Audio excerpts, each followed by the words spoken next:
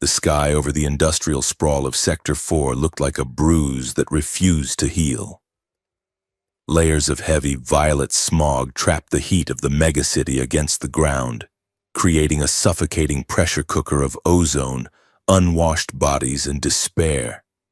Above the chemical haze, the upper atmosphere traffic lanes glittered like distant diamonds, a mocking reminder of the orbital paradise where the highborn lived. Down here, in the shadows of the colossal spires that anchored the city to the crust, the only light came from the flickering neon of vice dens and the towering holographic projections of the Queen. Her face was everywhere. It was 50 feet tall, projected in shimmering blue light against the side of a fusion refinery. Queen Nixira, the visuals were perfectly crafted to inspire both worship and terror.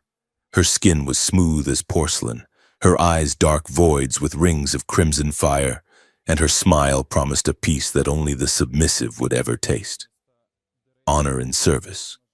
The slogan scrolled beneath her suspended visage in the jagged script of the high tongue and the blocky letters of Terran Basic. It was a lie, of course. There was no honor in the mud and the blood. There was only survival. Deep beneath the street level, in the dripping bowels of the Iron Pit Arena, Jace sat on a rusted metal bench that smelled of old sweat and copper. He was in his late 20s, though the map of white scars crossing his torso and the weary set of his jaw suggested a man who had lived 3 lifetimes. He held his left hand out, fingers splayed, while he carefully wrapped his knuckles with worn, gray synth bandages. The fabric was fraying at the edges, washed too many times. But it was all he had to keep the bones in his hands from shattering on impact. "You look like garbage," Jace said to the reflection in the cracked mirror on the opposite wall. He tightened the wrap around his wrist with a sharp tug, biting back a wince as the pressure triggered a throb in an old fracture. Miller, a scrawny human mechanic with grease permanently etched into his fingerprints, leaned against the locker, watching him. He looked nervous. He always looked nervous on fight nights, but tonight his leg was bouncing with a manic rhythm. "The odds are bad," Miller said, his voice dropping to a conspiratorial whisper. "They are sitting at 20-1, against you walking out, not winning, just walking out." Jace finished the left hand and started on the right. "Never tell me the odds. Miller, you know it ruins my focus. Besides, 20-1 means a big payout if I survive. We could pay off the debt to the syndicate. We could get new filters for the water recycling in the Hab block." Miller shook his head, running a hand through his thinning hair.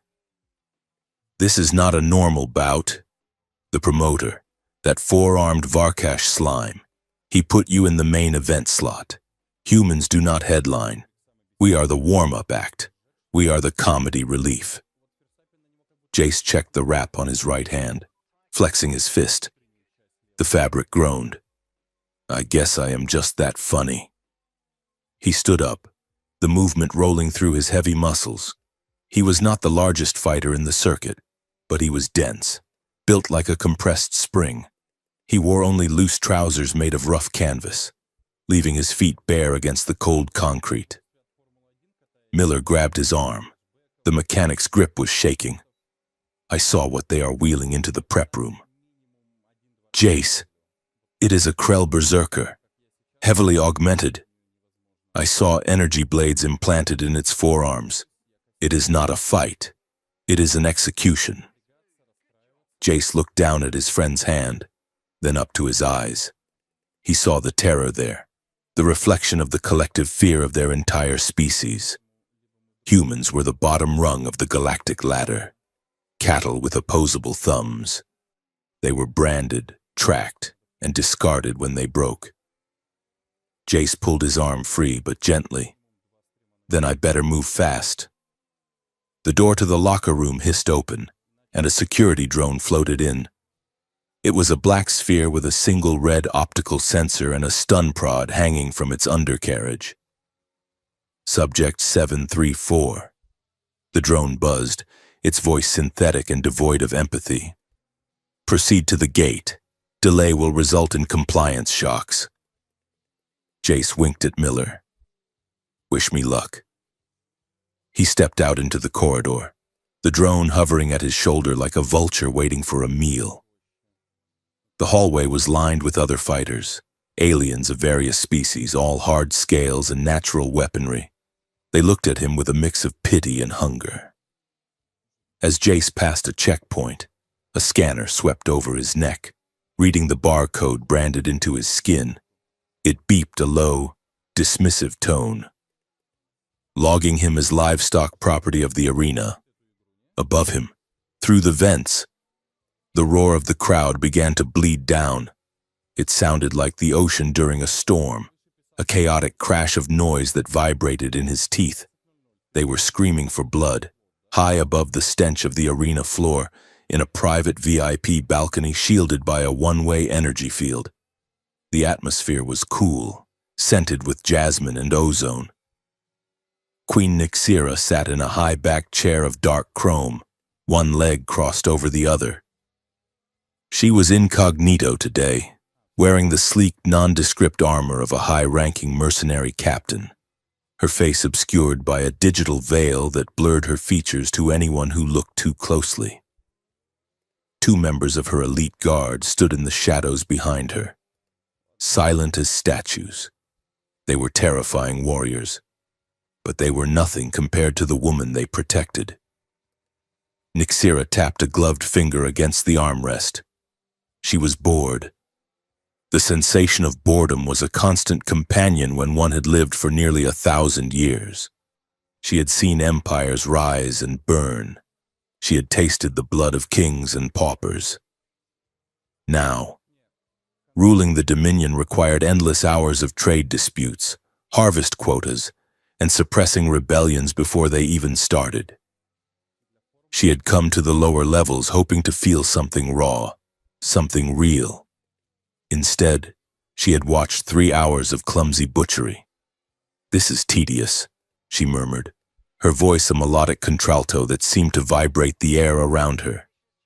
Her advisor, a slender, pale-skinned telepath named Valen, stepped forward from the shadows. He bowed low. "We can depart at your leisure, my queen. The shuttle is on standby." Nyxera sighed, the sound sharp with irritation. "Not yet. The crowd seems agitated. Let us see what has them salivating." She looked down through the energy field. The arena was a massive pit of sand and rusted metal, illuminated by blinding floodlights. The announcer's voice boomed over the speakers, amplified to deafening levels. And now, for the main spectacle. In this corner, the pride of the Krell warms, the butcher of Sector 9, Gornak. A massive gate ground open and a creature stormed onto the sand. It stood 8 feet tall, a mountain of gray muscle and carapace. But nature had been improved upon. Its lower jaw had been replaced with chrome mandibles, and from its forearms, long humming blades of violet energy extended with a crackle of power. The crowd went wild. They threw credits and food chits into the pit. And in the opposing corner, the announcer laughed, a wet, gurgling sound, to pay for the sins of his debt-ridden clan, the Terran rat, Jace. The opposite gate creaked open. Nyxera watched as a human male walked out. He looked pitifully small against the scale of the arena. No armor, no weapons, no cybernetics, just skin and bandages. "He is going to die in seconds," Valen noted, sounding bored. "The Krell has a Class 3 combat mod. The human is bare-handed." Nyxera did not answer. She leaned forward slightly, her eyes narrowing behind the veil. She tracked the human's heartbeat on her heads-up display. It was elevated, yes, but steady. He was terrified, yet his stride was even. Jace stepped onto the sand, and the heat hit him instantly. It smelled of burnt fuel and old death. The lights were blinding, searing his retinas. but he forced his eyes to adjust, scanning the ground. The sand was uneven, churned up from the previous matches. There were debris fields, shattered armor, pools of dark fluid, and even a few bodies that the sweeper drones had not bothered to clear yet. He stopped 10 yards from the Krell brute. The creature roared, a sound of grinding metal and wet rage, and clanged its energy blades together. Sparks showered the sand. Jace bounced on the balls of his feet. He kept his hands loose, held high near his face. "Come on then, ugly," Jace muttered. "Let us get this over with." The Krell charged. It moved with frightening speed for its size, covering the distance in 3 massive strides. The first energy blade swept down in a diagonal arc meant to cleave Jace from shoulder to hip. Jace did not block. You could not block plasma with bone. He dropped, his knees skidding in the dirt, the heat of the blade singing the hair on his head as it passed inches above him. He rolled forward, coming up inside the Krell's guard, and drove a stiff uppercut into the creature's soft underbelly. It was like punching a sandbag filled with rocks. The Krell grunted but barely flinched. A backhand swing caught Jace in the chest.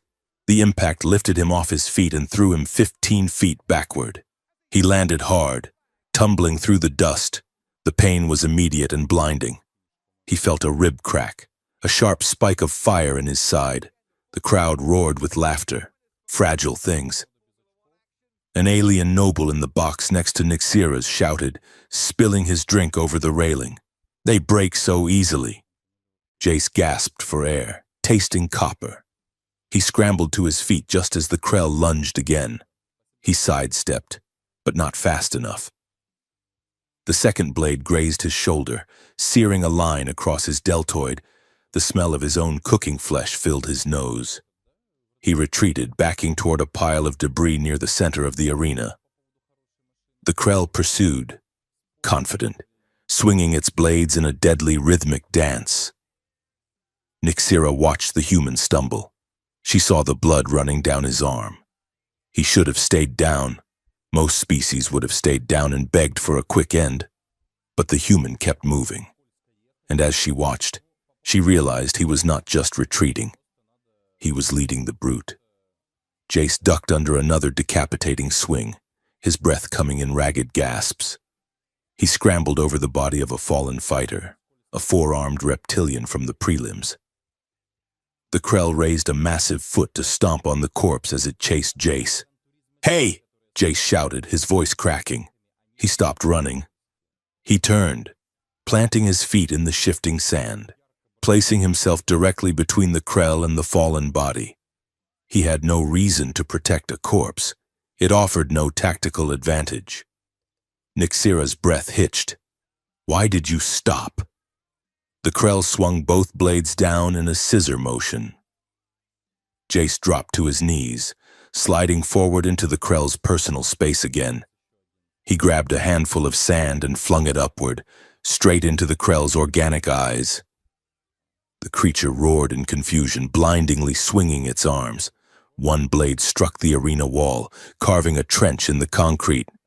Jace did not waste the second. He jumped, not at the creature's head, but at its arm. He latched onto the cybernetic limb, his legs wrapping around the metal housing. He wasn't trying to hurt the creature.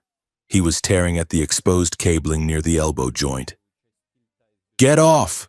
the Krell shrieked in its native tongue. Jace gritted his teeth, ignoring the pain in his ribs, and found the power coupling.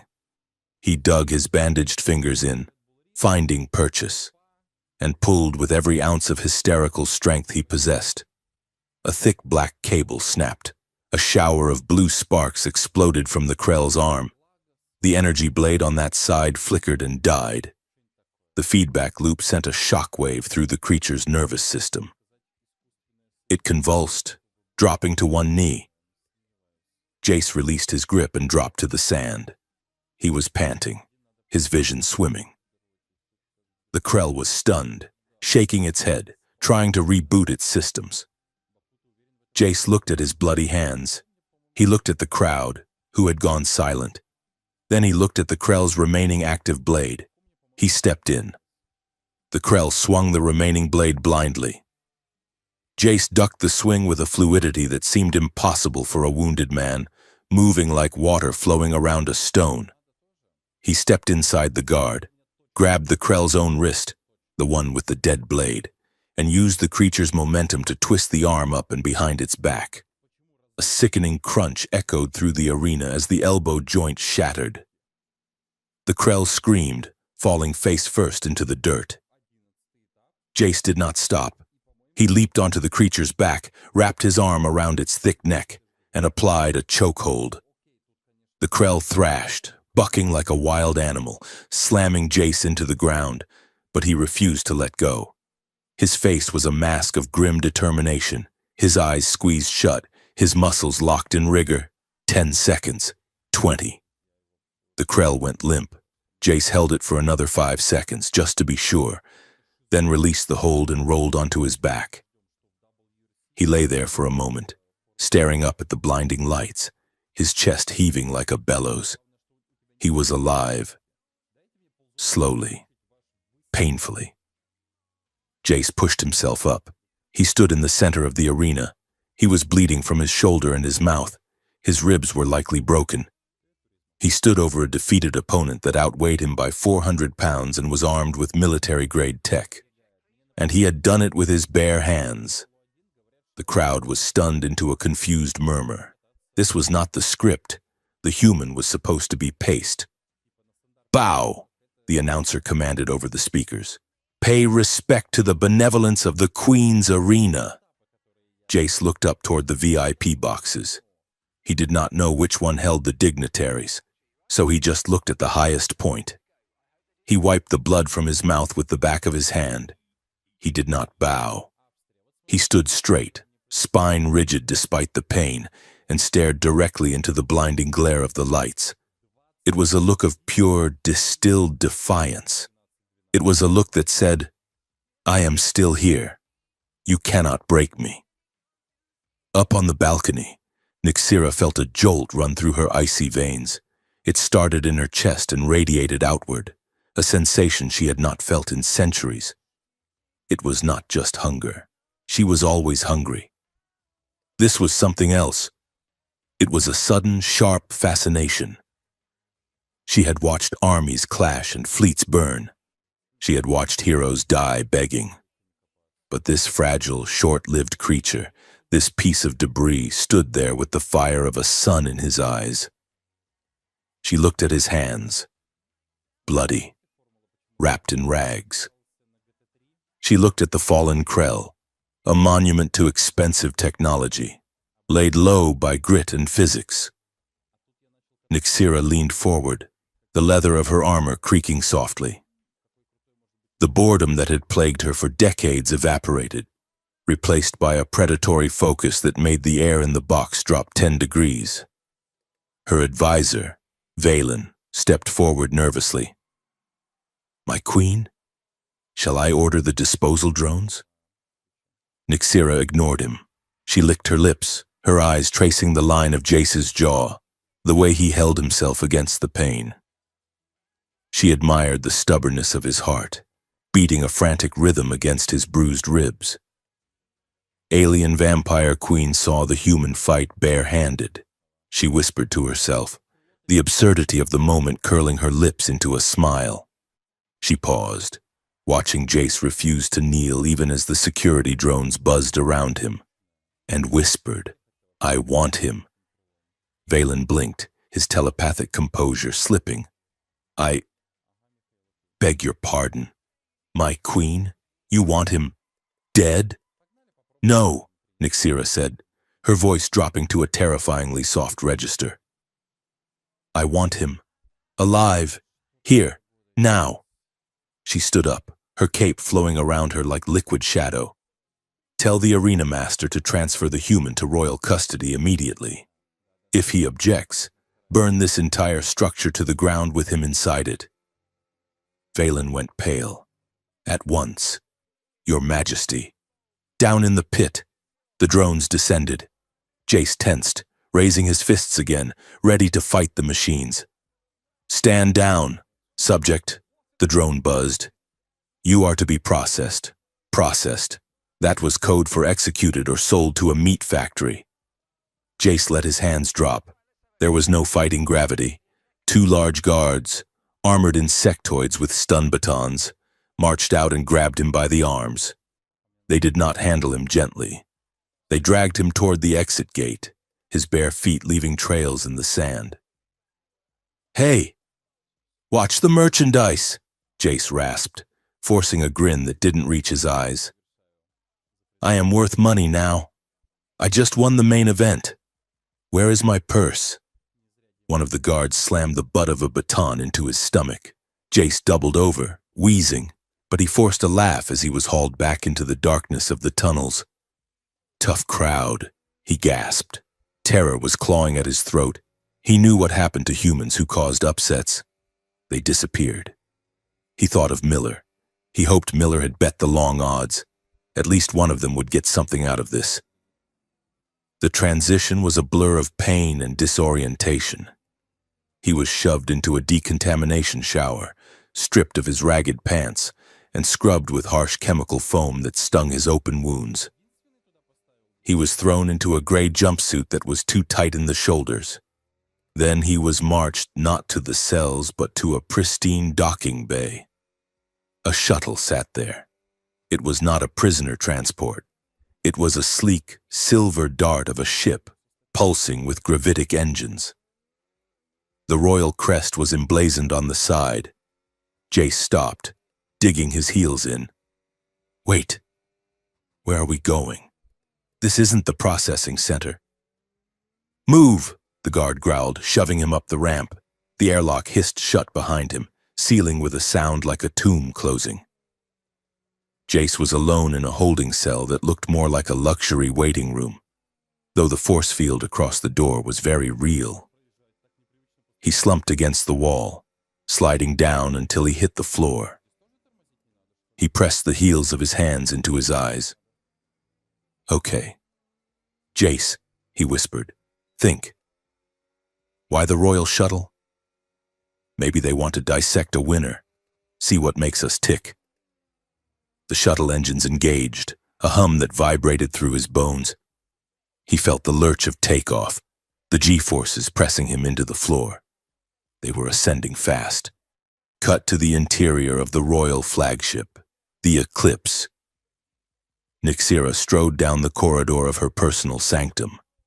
As she walked, she pulled the digital veil from her face and tossed it to a servant. She unclasped the mercenary armor, letting the pieces fall. Servants scurried to catch them before they hit the floor. She stepped into her private chambers, a room the size of a cathedral, walled with obsidian and lit by bioluminescent veins of light. She wore a gown of woven spider silk now, dark as midnight. She caught her reflection in a polished black mirror. The mercenary disguise was gone. Her skin glowed with a faint spectral luminescence. Her eyes were deep pools of ancient knowledge, the crimson rings bright with anticipation.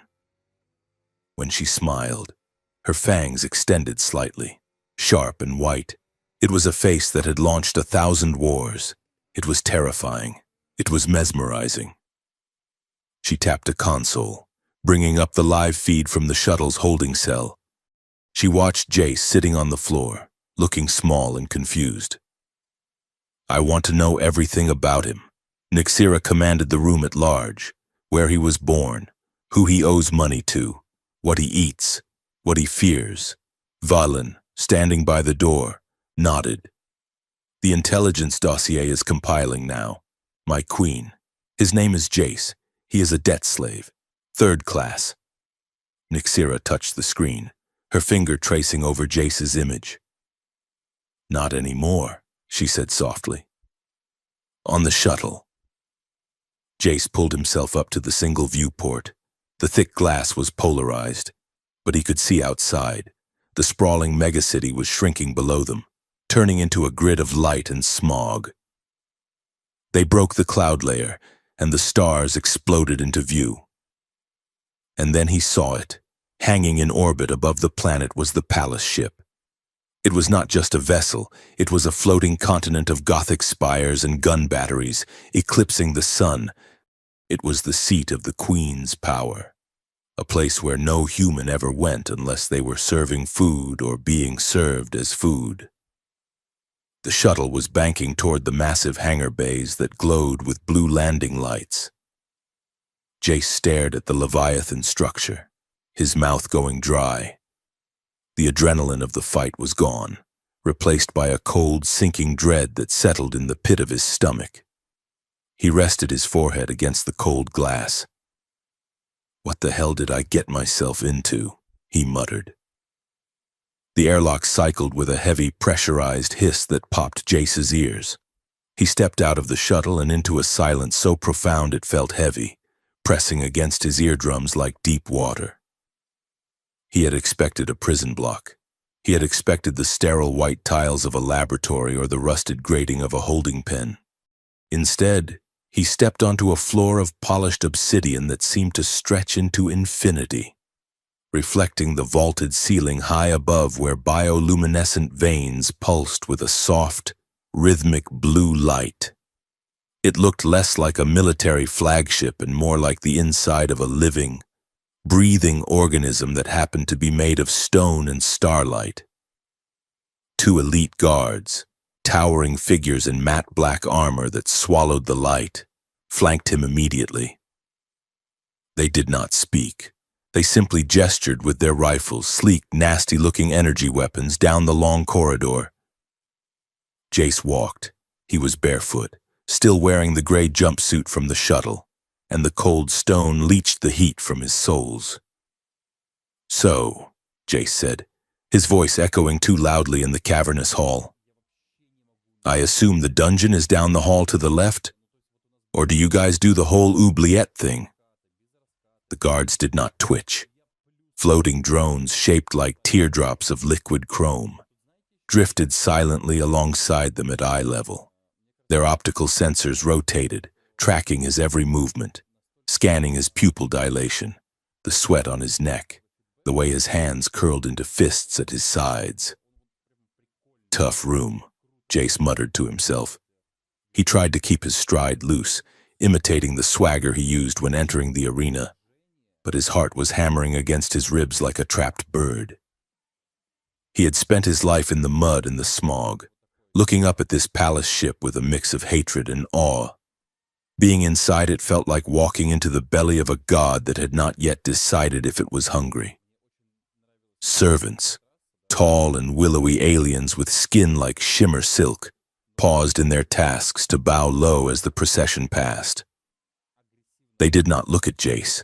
To them, he was a ghost, a dead man walking, deep within the command spire, in a room filled with screens that displayed the heartbeat of the Empire. Queen Nyxera watched him. She sat before a holographic interface, her chin resting on her hand. Data streams cascaded around her. She could see the resource reports from the mining colonies, the troop movements on the frontier, and the tax levies from the core worlds. She ignored them all. Her attention was fixed on the center screen. Subject, human, male. Designation, Jace. Heart rate, 112 beats per minute. Cortisol levels, elevated. Micro-expression analysis, fear, vigilance, defiance. She zoomed in on his face. He was making jokes. She could read the movement of his lips. He was mocking the architecture, the guards, the silence. Most prisoners dragged into the citadel wept. Some soiled themselves. Some went catatonic. This one was using sarcasm as a shield. "He is terrified," Valen observed from behind her. "His pheromones indicate a fight or flight response that is redlining his system." "Yes," Nyxera murmured, her eyes tracing the scar that cut through Jace's eyebrow. "He is afraid. But look at his eyes. Valen." She tapped the screen. "He is looking for exits. He is memorizing the patrol patterns of the drones. He is not accepting his death. He is planning." Valen sniffed disdainfully. He is a rat in a maze. My queen. Planning is irrelevant. Nyxera stood up, the movement fluid and silent. Bring him to the throne hall. I want to see if he keeps that fire when he is standing in the shadow of the throne.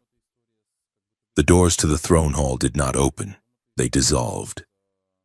The molecular bonds of the massive barrier simply unlocked and misted away, reforming instantly once Jace and his escorts had passed through.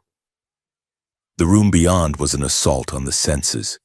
It was a cathedral of shadows, vast enough to hold a weather system. The ceiling was a projection of the local star cluster, so accurate it felt as if the roof had been torn away to expose the vacuum of space.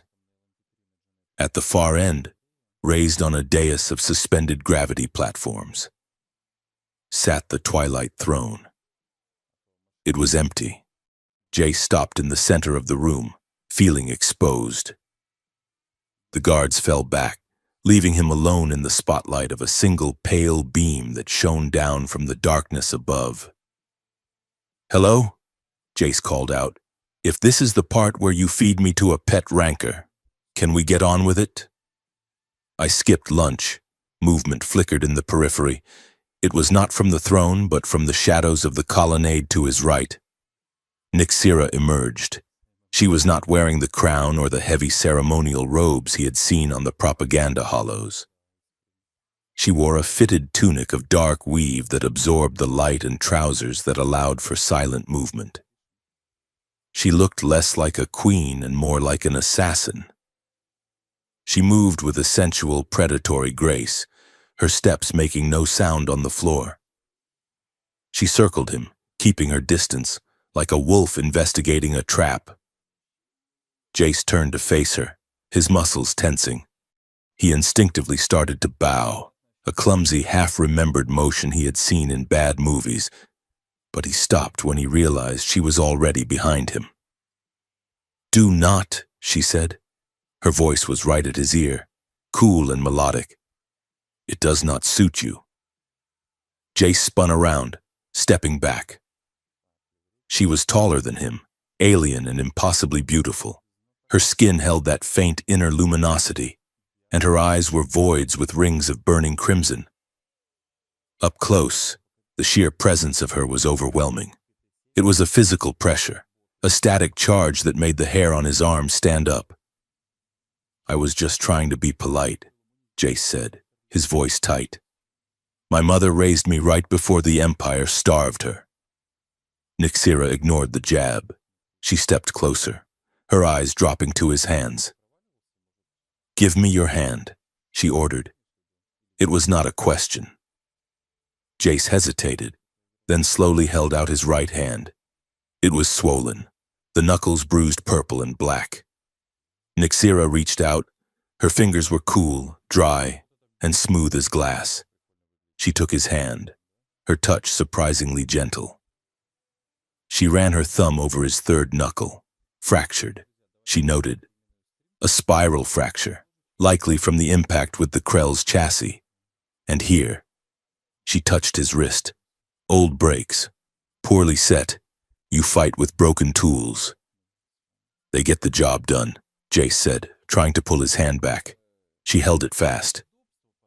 "Why did you not run?" she asked, looking up into his eyes. "In the arena. When the Krell broke your guard, you had an opening to the perimeter. You could have stalled." "I do not run," Jace said. It sounded like a line, but he meant it. "No," Nyxera corrected softly. "You stood over the body of a dead rival, a creature that would have killed you if the roles were reversed. You risked your life to protect meat." "Why?"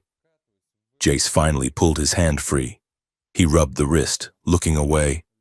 "Because he was already out," Jace said gruffly. "You do not hit a guy when he is down, and you do not let a monster stomp on him. It is called decency. I do not expect you to understand." Nyxera's eyes widened slightly. Decency, a useless, archaic concept. And yet, She had watched him dismantle a war machine with nothing but that decency and a pair of broken hands. The doors at the far end of the hall hissed open again. The moment of intimacy shattered. Members of the High Council flowed in, a procession of high-collared robes and disdainful expressions. At the lead was Councillor Vex, a tall, spindly alien with translucent skin and a cranium that pulsed with faint light. He looked at Jace as if he were a stain on the carpet. "Your Majesty," Vex intoned, his voice grating. "We must protest." Nyxera turned, her face instantly hardening into a mask of regal indifference. She walked toward the throne but did not sit. She stood before it, looking down at them. "Protest what? Counselor?" "This creature," Vex said, gesturing a long, bony finger at Jace. "You have brought a Terran into the inner sanctum, a pit fighter. It is a violation of protocol. It is a security risk. It is undignified." Jace crossed his arms. "I am standing right here. You know." Nyxera smiled, but there was no warmth in it. It was a baring of fangs. "I found the arena display quite illuminating. Counselor, this human showed more tactical ingenuity in 5 minutes than your nephew, the fleet commander, has shown in the last 3 border skirmishes." Vex bristled, his cranial light flashing an angry orange. "That is hardly a fair comparison. The human is a savage. We should eject him out of the nearest airlock and be done with it. The smell alone is offensive." Several other counselors murmured in agreement, casting side glances at each other. Jace caught the looks. They were not just disgusted, they were nervous. A queen who brought strays home was a queen who was unpredictable. And in the Empire, unpredictability got people killed. "I have made a decision," Nyxera announced, her voice cutting through the murmurs like a blade. She walked back to Jace, standing beside him. She placed a hand on his shoulder. He flinched, but she dug her fingers in, holding him in place. "This human is no longer a prisoner. He is under my personal protection. I am declaring him a candidate for the position of champion consort." The silence that followed was absolute. Even the drones seemed to stop humming. Jace looked at her, eyes wide. "Champion what?" "Consort," Nyxera repeated, enjoying the look of horror on Vex's face. "My personal guard. My representative in trial by combat, and should he prove worthy, my companion." Companion meant many things in the Empire. None of them were platonic. The court erupted. "Scandal!" Vex shouted, losing his composure. "A human? A short-lived, dirt-scratching primate?" "My queen, this is madness. The lineages will revolt." "Let them," Nyxera said coldly. "I am the blood of the stars. I do not ask for permission. Dismissed." She waved a hand, and the gravity platforms beneath the counselors engaged, gently but firmly pushing them backward toward the exit. Vex shouted something about tradition, but the doors sealed shut, cutting him off. Jace and Nyxera were alone again. Jace stepped out from under her hand, turning to face her. He looked angry. "What was that?" he demanded. "Consort? Nobody asked me if I wanted to be your pet." Nyxera walked slowly around him, her gaze traveling over his muscular frame. "It is a title, Jace. It gives you status. Without it, you are just meat waiting for the incinerator. With it, you are untouchable." "I do not want to be untouchable," Jace snapped. "I want to go home. I have people. I have debts." "Your debts are gone," Nyxera said. "I purchased them while you were in the shuttle. The syndicate has been paid. You own nothing. You owe no one." Jace froze. The crushing weight that had sat on his shoulders for 10 years, the interest rates, the threats, the fear of breakers coming for his friends, suddenly vanished. It left him feeling lightheaded. And my people? Miller? The Enclave in Sector 4? Nixira shrugged elegantly. I can extend an umbrella of protection over your district. No raids, no forced labor drafts, guaranteed food rations. Jace stared at her. He knew how the world worked. Nothing was free. What is the price? He asked quietly. Nixira stopped circling. She stood in front of him, close enough that he could feel the cold radiation of her immortality. You, she whispered. I want your loyalty. I want your strength. I want to know why you stood up when everyone else falls down. She paused, her expression shifting from imperious to something more dangerous. Something hungry.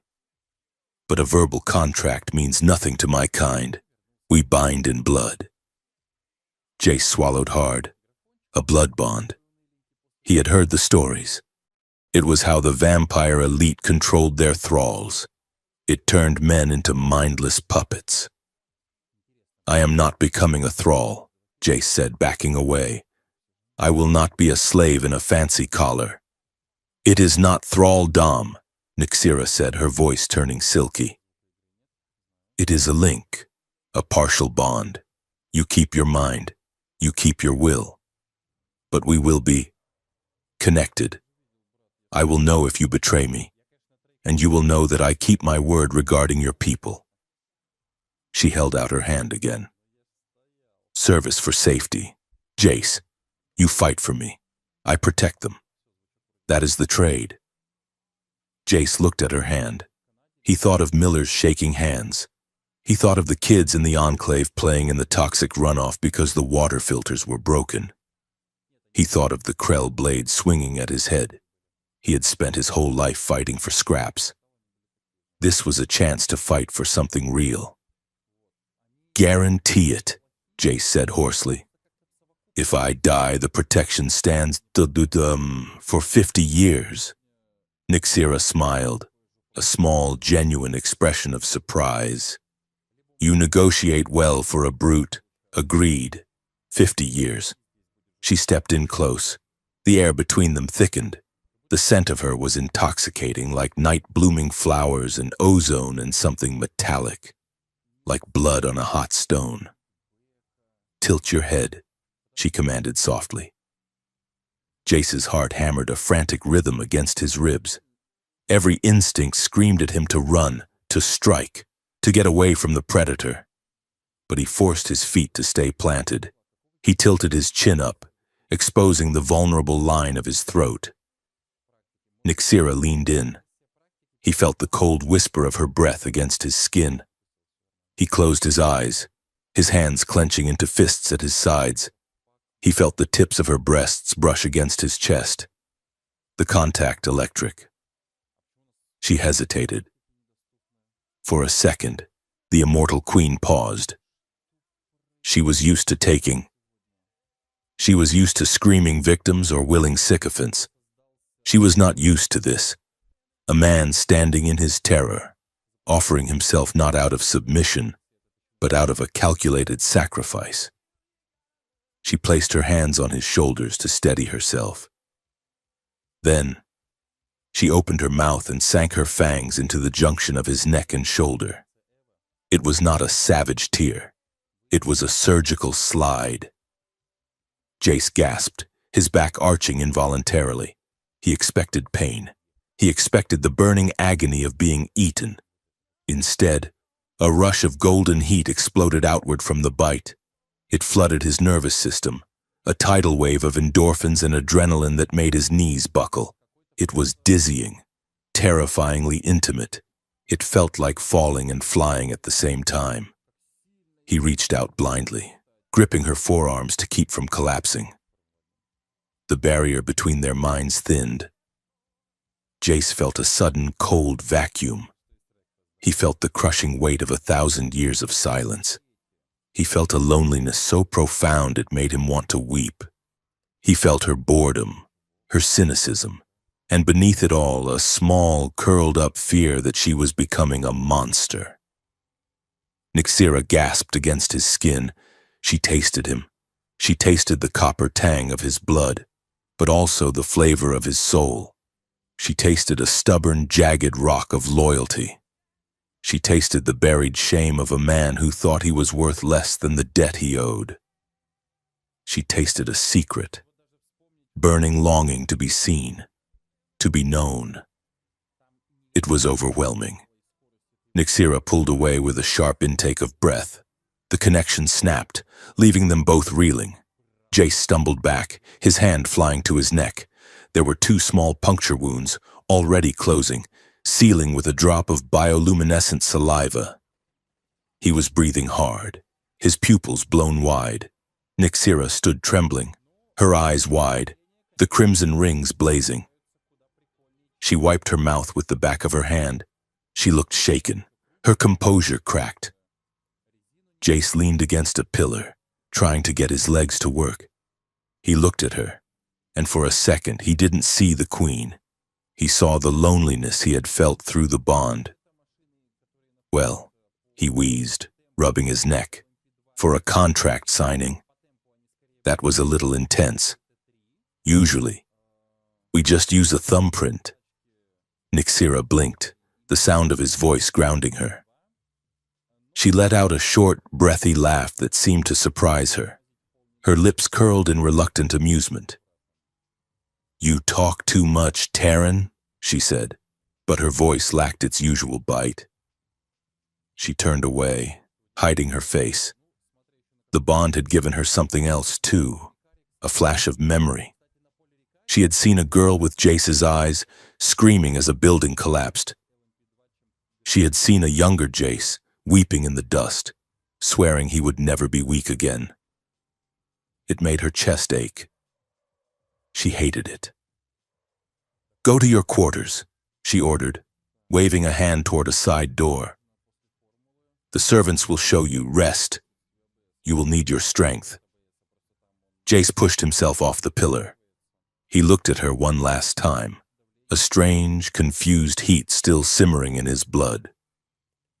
"As you say, Your Majesty." He walked away, his legs steadier than he felt. Nyxera watched him go.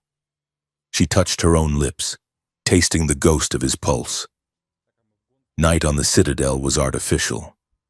The lighting dimmed to a deep indigo, and the hum of the ventilation systems dropped to a lower frequency. Jace could not sleep. The quarters they had given him were nicer than any place he had ever lived. Silk sheets, a sonic shower, a replicator that made real coffee, but the silence was keeping him awake. His neck throbbed where she had bitten him, a phantom pulse that beat in time with his heart. He was pacing the room when he heard the hum. It was a sound he knew from the arena, the high-pitched whine of a combat drone charging its capacitors. But there were no drills scheduled. Jace moved to the door. It was unlocked. He stepped into the corridor. The hallway leading to the Queen's private chambers was empty, but the shadows seemed to be moving. He squinted. 3 maintenance drones were hovering near the entrance to Nyxera's suite, but they weren't cleaning. Their panels were open, revealing aftermarket explosives welded to their chassis. Their safety lights had been taped over. "Hey!" Jace shouted. The drones spun around. They did not identify him. They simply accelerated, their programming rewritten for a single purpose: detonation.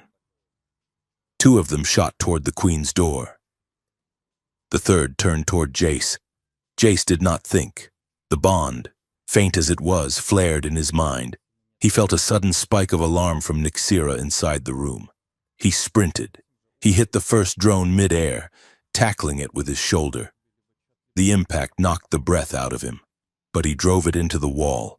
He grabbed the logic core and ripped it free with a savage twist. The drone died instantly. The other 2 were already at the door. "Nyxera!" Jace roared. The door slid open. Nyxera stood there, wrapped in a silk robe, eyes wide with confusion. "Get down!" Jace dived. Crossing the distance in a desperate lunge, he slammed into her, wrapping his arms around her waist and dragging her sideways behind a heavy, decorative pillar of solid quartz. The drones detonated. Boom! The explosion shook the entire wing of the palace. Fire and shrapnel tore through the hallway. The shockwave blew the door off its hinges and shattered the obsidian wall panels, sending razor-sharp shards of stone flying like hail. Jace curled his body over hers, shielding her with his back. He felt the heat sear the air above him. A piece of stone sliced across his shoulder blade, cutting through the jumpsuit, but he didn't let go. He pressed her face into his chest, his hand cupping the back of her head. Silence followed the roar. Dust and smoke filled the air. Nyxera lay frozen beneath him. She could feel his heart pounding against her own. She could smell the singed fabric of his uniform and the blood from his new wound. For 1,000 years, she had been the one who protected. She was the apex predator. She was the one who shielded the Empire.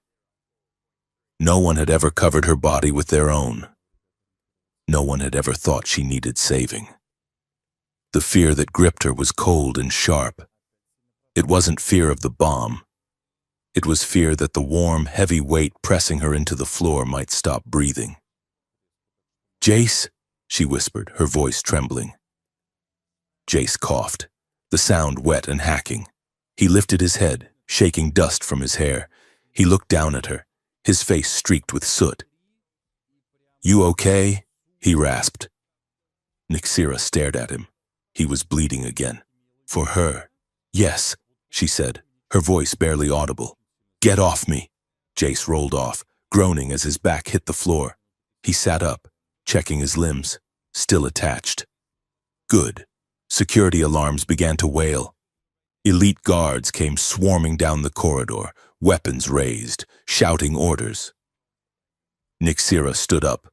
The vulnerability vanished instantly, replaced by a cold, terrifying rage. She pulled her robe tight around her. Her eyes were glowing so brightly they illuminated the smoke. "Secure the perimeter," she screamed at the guards. "Find out who reprogrammed those drones." She looked down at Jace, who was getting to his feet with a wince. "Go to the infirmary," she ordered, her tone clipped. "I am fine," Jace said, dusting off his pants. "Just a scratch. Go," she shouted. Jace flinched at the volume, then nodded. He turned and walked toward the medics who were rushing in. Nyxera watched him leave. Her hands were shaking. She clenched them into fists until her nails bit into her palms. She was terrified, not of the assassins, but of the realization that if he had died, she would have felt a loss she could not comprehend. An hour later, the war room was tense. The head of security, a cybernetic lizard named Korg, projected a hologram of the destroyed drones. "We have analyzed the logic cores. Your Majesty," Korg rumbled, "the override code has a signature. It is clumsy, low-level encryption." He brought up a symbol, a clenched fist holding a wrench. "It is a human resistance cell," Korg concluded. "The sabotage originated from the lower maintenance levels. Humans work there. They tried to kill you." Nyxera stared at the symbol. Jace, who had refused to stay in the infirmary and stood in the corner with a fresh bandage on his shoulder, stepped forward. "That is garbage," Jace said flatly. Korg hissed, "Watch your tongue, mammal." "It is garbage," Jace repeated, walking up to the hologram. "Look at the detonators. Those are plasma charges, military grade. Humans in the maintenance levels use chemical explosives. We cannot get plasma. And the encryption? It is too clean.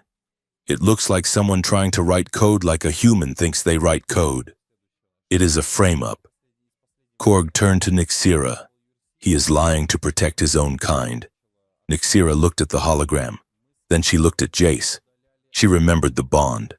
She remembered his honesty. "He is right," Nyxera said quietly. Korg blinked. "My queen. The pattern is wrong," Nyxera said. "Humans would not use drones. They would use poison or a kinetic rifle. This was a spectacle. Someone wanted it to look like a human attack." She looked around the room. meeting the eyes of her advisors. Someone who wants me to fear my own subjects. Deep in the shadows of the network, miles below in the server cooling levels, a heavily encrypted channel flickered to life. Two figures watched the feed from the war room. Their faces were obscured by digital distortion. "The bait is taken," a distorted voice said. "The Queen suspects a frame-up, but the seed is planted. The court will demand blood." "And the human?" the second voice asked. "He survived." "Good. Let him get close. It will make the betrayal sweeter when we turn him." In her private chambers, Nixira dismissed her guards. She stood alone in the dark, looking out at the stars. She touched the spot on her neck where she imagined his pulse would be if they were still connected. "He is not a pet," she whispered to the empty room. "He is not a guard dog." She closed her eyes, feeling the terror of the realization wash over her. "He sees me. He looks at me and sees a woman, not a god." It was the most dangerous thing that had happened to her in a millennium. And God help her. She wanted to feel it again. The High Council chamber was a circular amphitheater of polished chrome and floating podiums, designed to amplify the voice of whoever held the floor and diminish everyone else. Today, the acoustics were being tested to their limit by the sound of 20 high-born aristocrats demanding blood. "It has been 3 days since the drone attack," General Kalen shouted, his voice booming. He stood on his podium like a statue carved from gray iron, his military uniform decorated with medals from campaigns that had burned entire star systems. "We have found the signature of human resistance. The response must be absolute. We must cull Sector 4, 10,000 heads for an attempt on the Queen. It is the law of the harvest." Beside him, hovering in a gravity chair that looked deceptively comfortable, was Minister Solace. Solace was the opposite of the general, fluid, smiling, draped in shimmering fabrics that cost more than a dreadnought. He looked like a benevolent grandfather, provided one ignored the reptilian coldness in his yellow eyes. "General Kalen is harsh, but he speaks for the security of the realm," Solace said, his voice smooth as oil. "If we allow the cattle to bite the hand that feeds, we invite chaos. We need to secure the food supply, perhaps a controlled processing of the lower districts to ensure stability." Nixira sat on the twilight throne, her face unreadable. She listened to them discuss the extermination of thousands of sentient beings as if they were discussing inventory management. For centuries, this had been background noise to her, essential maintenance. Today, it made her stomach turn. She glanced at the shadow of the pillar to her right. Jace stood there. He was technically her guard now, wearing a dark tactical suit that fit his frame better than the prison rags. But he looked uncomfortable. His jaw was clenched so tight a muscle feathered in his cheek. He was listening to them plan the murder of his neighbors. "Enough," Nixira said. She did not shout, but the room went silent instantly. The acoustic dampeners ensured her whisper carried more weight than Kalen's roar. "There will be no cull." Kalen blinked, his face flushing a dark violet. "My queen?" "The drone attack was theatrical," Nixira said, leaning forward. "It was designed to look human, but it lacked the desperation of human insurrection. It was too clean, too well-funded." "This is the influence of your pet talking," Kalen sneered, glancing at Jace. "It is the influence of logic." "General," Nixira snapped, "I will not burn a city to satisfy your bloodlust. We will investigate. We will find the source. And if it is humans, I will deal with it. But if it is not..." She let the threat hang in the air. "If it is not," Solace interjected softly, smiling his oily smile, "then we shall be relieved. But time is of the essence. The coronation renewal is in 2 weeks. The Empire must be secure. Nixira stood. The investigation proceeds. Dismissed. As the counselors filed out, grumbling and casting dark looks at the throne, Jace stepped out of the shadows. 10,000 people, Jace said, his voice low. That general wanted to kill 10,000 people just to make a point. He is a hammer, Nixira said wearily, descending from the dais. He sees only nail, but Solace worries me more. He was too agreeable. He wants something. Jace agreed. Nixira turned to him. Which is why you are going to find out what it is. I am authorizing a field mission. You are going into the Undercity, and you are taking a handler. Jace groaned. Please tell me it is not the lizard with the robot eye. No, Nixira said, a small smirk touching her lips. Someone much worse. The handler's name was Vix. Vix was a Chitinian, a sentient insectoid species known for their hive mind processing speed and their utter lack of social graces. He stood about 5 feet tall, covered in iridescent blue chitin, with 4 multi-jointed arms and large compound eyes that twitched independently. He was currently typing on 3 holographic keyboards simultaneously while looking at Jace with disdain. So, Vix clicked, his mandibles clacking together. This is the biological asset, primitive, minimal cybernetics, high probability of accidental death. Why am I babysitting a mammal? Because I know the streets. And you only know code, Jace said, checking the charge on the energy pistol Nixira had given him. I know 17 million dialects and can hack a banking node in 4 seconds, Vix retorted. You punch things. We are going to the black market in Sector 9, Jace said, ignoring the insult. If someone bought military-grade plasma charges, they bought them there. And you cannot hack a rumor, bug. You have to talk to people. Vix made a chittering sound that translated roughly to insufferable organic arrogance. They met at the private hangar bay. Nixira was waiting for them. But she was not the queen. She had undergone a transformation.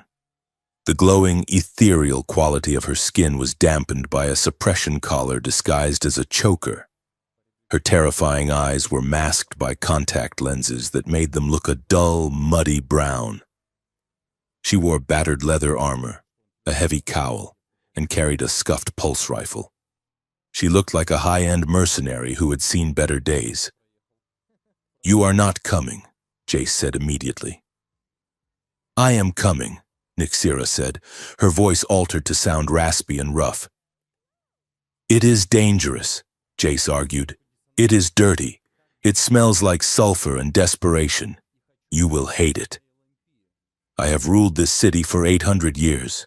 Jace, I have never walked its streets. I need to see. Besides, she adjusted the strap of her rifle.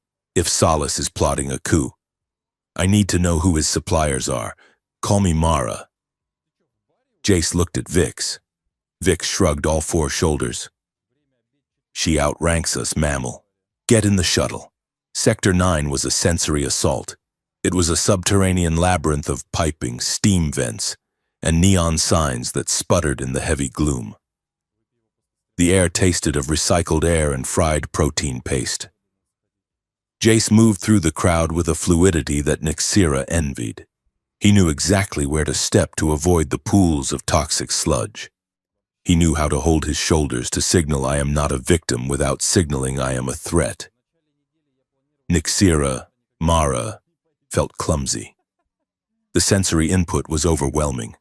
The noise was constant, 1,000 voices haggling, shouting, weeping. They stopped at a stall selling unauthorized tech components. The merchant was a nervous-looking Rhodian with twitching antennae. We are looking for plasma accelerants, Jace said, leaning on the counter. The kind you do not put in a toaster. The merchant hissed, I do not know what you mean. That is restricted. Jace placed a small stack of credit chips on the counter. It helps the memory. The merchant looked at the chips, then sneered, "That buys you a hello. Inflation. Human." Nixira stepped forward. She was growing impatient. She reached into her belt pouch and pulled out a single coin. It was an imperial platinum mark, stamped with her own face from 3 centuries ago. It was worth enough to buy the entire city block.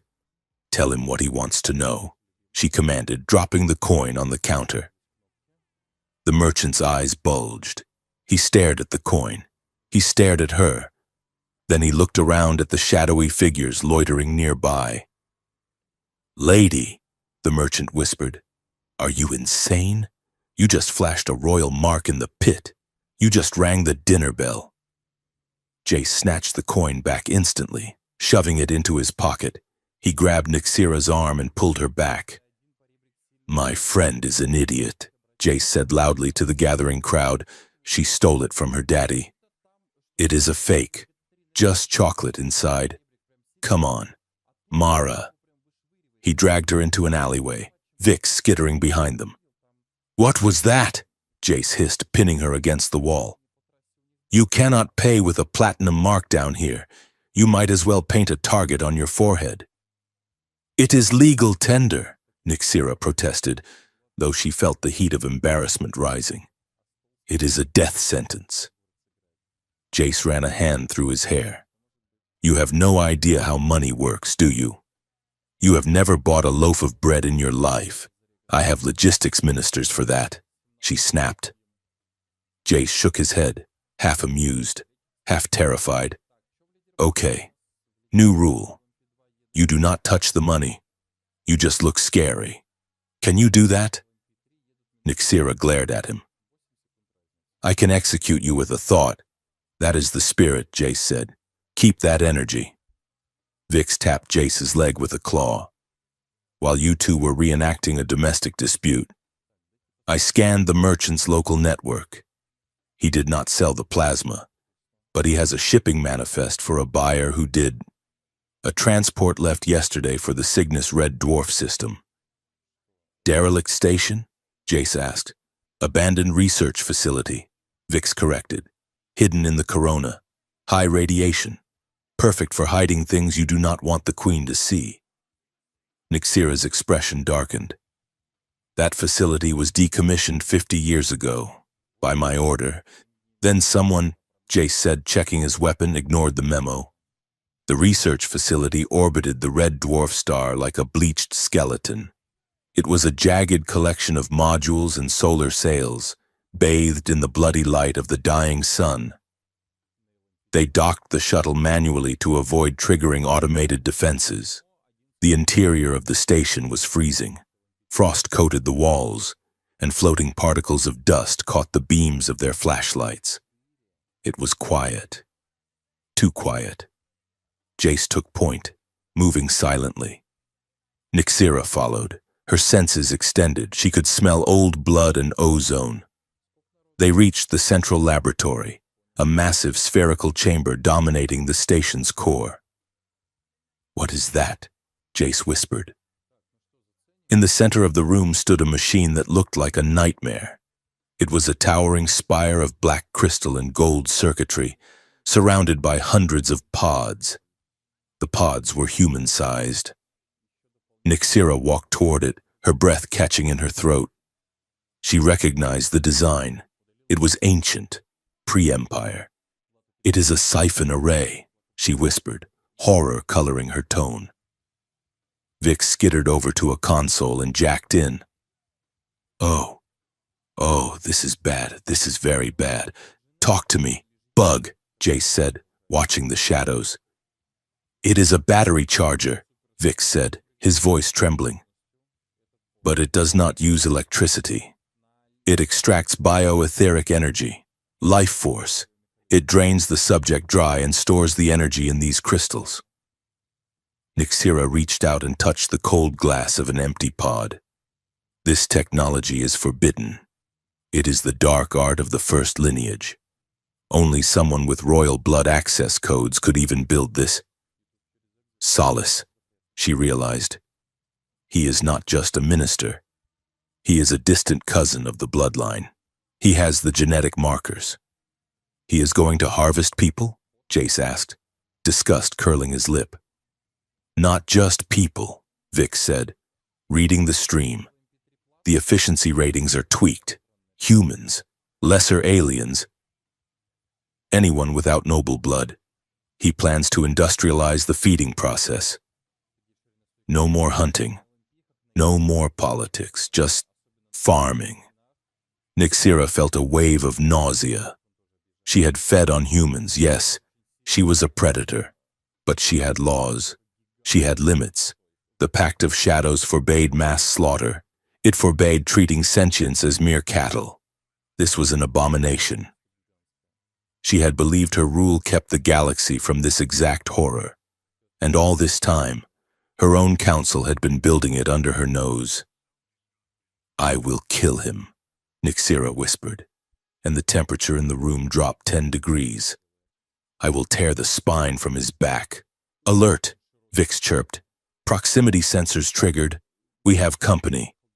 The doors to the lab slammed shut. Red emergency lights began to strobe. The airlock vents, Jace shouted.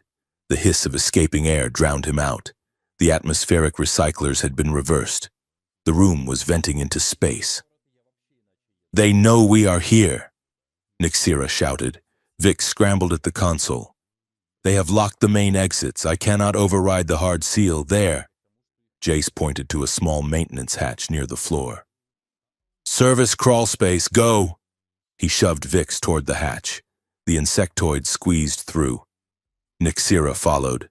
Jace dove in last just as the pressure in the main lab dropped to lethal levels. The hatch sealed behind them. They were in a maintenance closet. It was tiny, barely 5 feet square, filled with pipes and conduits. It was dark, lit only by the red warning light on Jace's suit. And it was leaking. The seal on the hatch wasn't perfect. The vacuum outside was sucking the air out of their small refuge. Vix. Jace tapped his comms. Static. The heavy shielding of the station's core was blocking the signal. We are trapped, Nixira said. She was calm, but it was the calm of someone accepting a calculation. The oxygen in this room will be gone in 4 minutes. Jace sat with his back against the wall, clutching his side. A piece of shrapnel from the door mechanism had caught him on the way in. He was bleeding, and the hypoxia was already making his head swim. 4 minutes. He slurred. I can hold my breath for 3. New record coming up. Jace. Nixira moved to him, in the cramped space. They were tangled together, legs intertwined. She could smell the blood on him. She could hear his heart beginning to flutter erratically.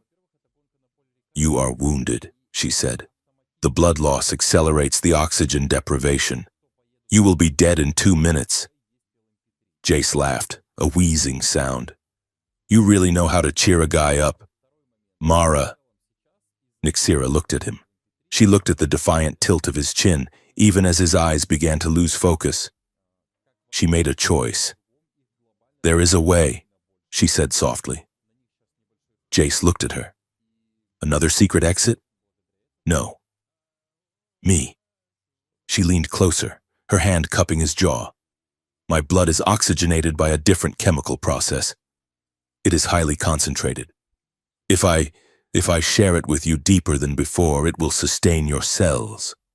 It will keep your brain alive until Vix can override the locks. Jace blinked sluggishly. You want to feed me? Like a baby bird? Nixira let out a short, stressed laugh, crude but accurate. But Jace, the last time was a surface bond. This is deep. It links the nervous systems completely. You will see things, terrible things. My memories, my wars. You might lose yourself.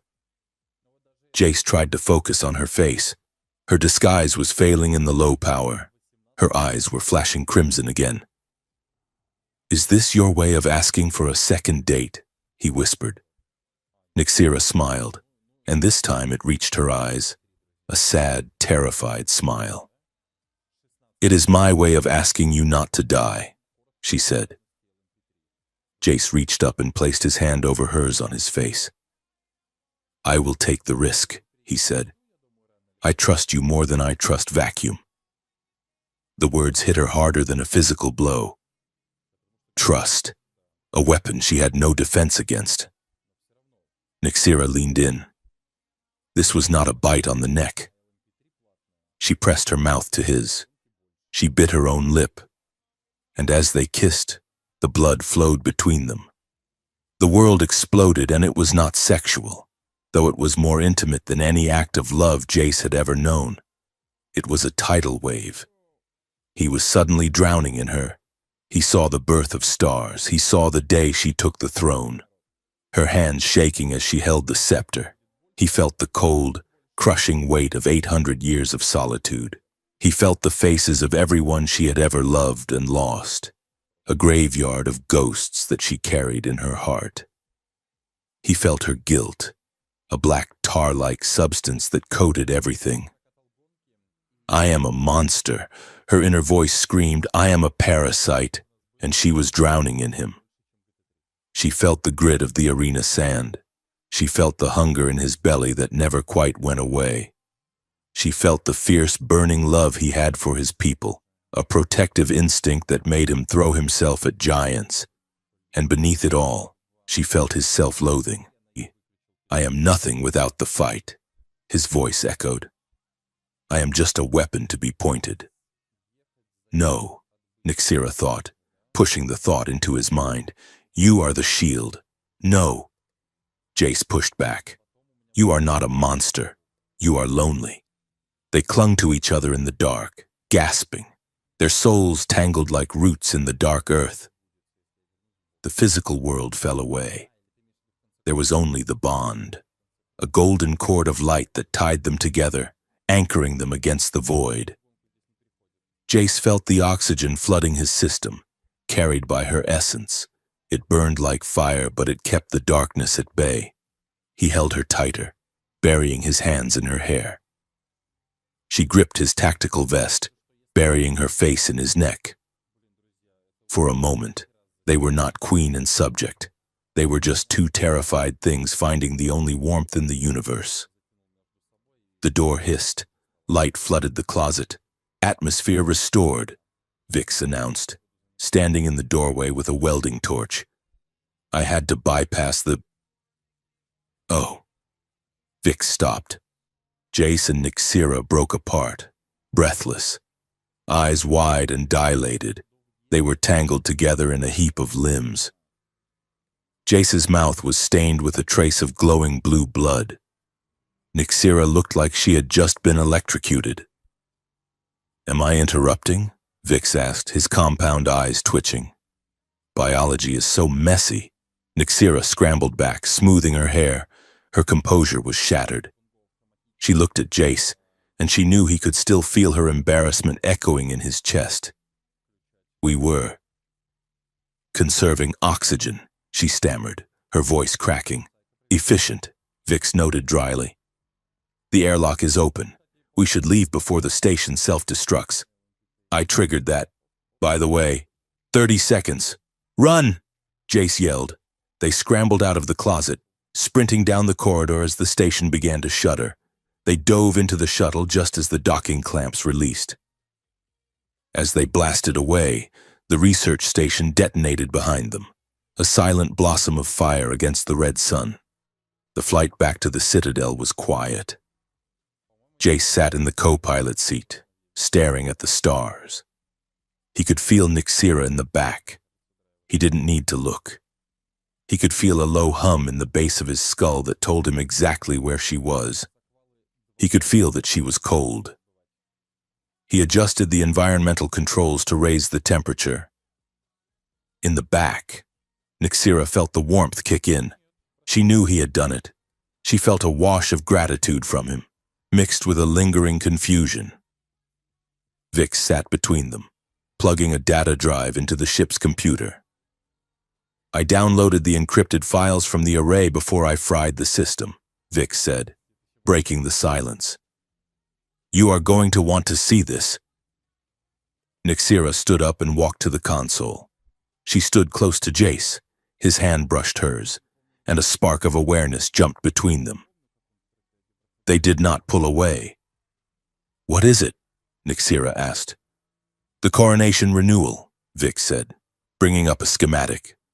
"It is in 3 days. The entire population of the capital city will be watching.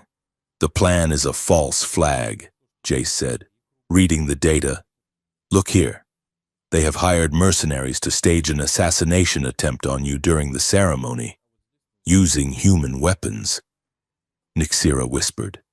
"Exactly." Vix nodded. "They create a panic. They claim the humans have risen up, and then they activate the array." Nixira finished, her face pale. Vix pointed to the map. "They have installed localized versions of the siphon array into the city's defense grid. They will claim they are activating a shield. But when they turn it on, it will harvest the crowd," Jace said, feeling sick. "Millions of people, humans, aliens, everyone in the plaza. They will feed the energy into the general's troops, creating a super soldier army," Vix concluded. "And they will blame the mass death on a human bioweapon." "It is the perfect coup," Nixira said softly. "They get rid of me. They get rid of the human problem, and they seize absolute power, all in one stroke." She looked at Jace. "If I fall, the Empire becomes a farm. They will breed sentient beings for food." Jace looked back at her. The bond hummed between them. He felt her terror, but he also felt a steely resolve hardening underneath it. "And if I fail," Jace said, "my people are the first harvest." He stood up. "We cannot let them reach that ceremony. We are 3 people against an army," Vix pointed out. "And the Queen is currently presumed to be sitting in her palace, oblivious. Then we have the element of surprise," Nixira said. She looked at Jace, and for the first time, she did not see a servant or a pet. She saw the partner she had unknowingly chosen. "They think I am a goddess who sits on a throne," she said. "They think you are a savage who hits things." Jace cracked his knuckles, a grim smile touching his lips. "Let us show them how wrong they are." Nixira nodded. The bond flared, a pulse of shared determination that felt like a drumbeat. Their fates were knotted now. There was no going back. "Set a course for the capital," Nixira commanded. "We have a wedding to crash." "Or a funeral," Vix muttered. But he engaged the engines. The shuttle streaked into hyperspace, leaving the red sun behind, racing toward the darkness where the real monsters waited. The grand plaza of the Ascendants was a blinding expanse of white marble and gold, stretching out beneath the violet sky of the capital world.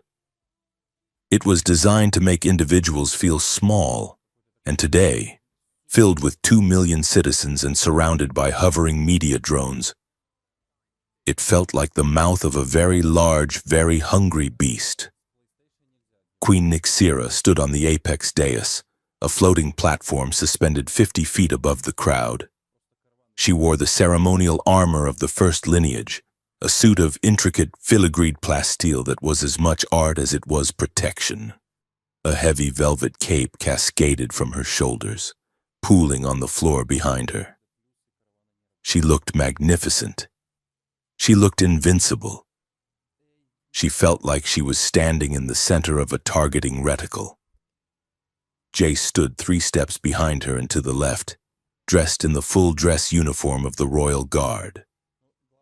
The high collar scratched his neck, and the stiff fabric restricted his movement, but his eyes were constantly moving behind his mirrored sunglasses. He scanned the crowd, the rooftops, the formation of the perimeter guards. The bond between them was a low, static hum in the back of his skull.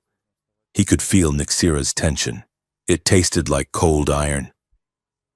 "My people," Nixira's voice boomed across the plaza, amplified by the citywide speakers. "Today we renew the covenant. Today we pledge that order shall stand against chaos. It was a speech she had given 100 times. But today, the words felt hollow. She knew that half the High Council standing in the VIP box below was plotting to turn this plaza into a slaughterhouse. Jace shifted his weight. Something was wrong. He watched a squad of elite shock troopers on the eastern perimeter. They were shifting formation, opening a gap in the security line that should not be there. It created a direct line of sight to the apex dais from the clock tower of the Ministry of Truth. Jace tapped his comms. Control. This is Alpha 1. Why is Sector East opening a lane? Close that gap. There was no response. Just static. Jace's stomach dropped. He looked up at the clock tower. A glint of sunlight reflected off something that was not architectural. A lens. He did not think. He did not wait for permission. The instinct that had kept him alive in the arena for 10 years took over. Get down! Jace roared. He launched himself forward. Nyxera turned, her eyes widening in confusion just as Jace slammed into her. He hit her with the force of a freight train, wrapping his arms around her waist and driving her backward off the floating dais. A split second later, a beam of concentrated coherent light ionized the air where her head had been. The heat of the passing shot singed the tips of Jace's hair. They fell, 50 feet. Jace twisted in midair, firing the grapple line from his wrist gauntlet. It punched into the underside of the dais, snapping taut and jerking them to a bone-jarring halt 10 feet above the marble floor. He held Nyxera tight against his chest, shielding her body with his own as they swung wildly. "Assassin!" a voice screamed over the loudspeakers. It was General Kalen's voice. "The human has turned. The human is killing the Queen." Above them, on the massive holographic screens that lined the plaza, the feed changed instantly. It showed a manipulated angle of the tackle. It looked like Jace had attacked her. It looked like he had thrown her off the platform. "Kill the traitor!" Kalen roared. The elite shock troopers raised their rifles. Jace released the line, dropping them the last 10 feet. He landed in a roll, absorbing the impact, and pulled Nyxera to her feet. She was breathless, her ceremonial armor dented from the fall, her eyes wild with the sudden violence. "They cut the feed," Jace shouted over the panic of the stampeding crowd. "They are spinning it. We are the bad guys now." Nyxera looked up at the screens. She saw Jace's face plastered in red, labeled traitor. She saw her own face labeled compromised. They are activating the grid, she realized, feeling the sudden shift in the atmospheric pressure. Around the perimeter of the plaza, massive pylons began to hum. The air turned a sickly electric green. The conspirators were not waiting. They were triggering the localized blood array. "We have to move." Jace grabbed her hand. They sprinted through the chaos. The crowd was screaming, trampling each other to escape the sudden nausea that washed over the plaza as the array began to spin up. People were collapsing, clutching their chests. Energy bolts sizzled past them. Jace returned fire with his sidearm, dropping a trooper who tried to block their path. He dragged Nyxera toward a service access tunnel hidden behind a statue of her grandfather. As they reached the tunnel mouth, a pulse from the array swept over them. It hit Nyxera like a physical hammer. Because she was of the lineage, the machine did not just drain her. It tried to sync with her. It tried to rip the life force out of her to fuel the battery. She screamed, a sound of pure agony, and collapsed. "Nyxera!" Jace skidded to a stop, scooping her up. She was dead weight in his arms. Her skin was gray, the inner light dim and flickering. Jace kicked the service door open and dove into the darkness of the maintenance tunnels just as a squad of troopers turned the corner. He ran. He ran until his lungs burned and his legs screamed. He navigated the maze of the Undercity by instinct, carrying the ruler of the galaxy like she was a broken doll. He found the extraction point Vix had set up, not a sleek royal shuttle, but a battered, rusted sanitation hauler sitting in a waste disposal bay. Jace threw Nyxera into the cargo hold, slammed the airlock, and punched the ignition. The ship lurched into the sky, hidden amidst the cloud of garbage being jettisoned into orbit. As they broke atmosphere, Jace looked back at the city. The plaza was glowing with that sickly green light. He looked down at Nyxera. She was unconscious, her breathing shallow. "We are in trouble, Your Highness," Jace whispered, wiping blood from his forehead.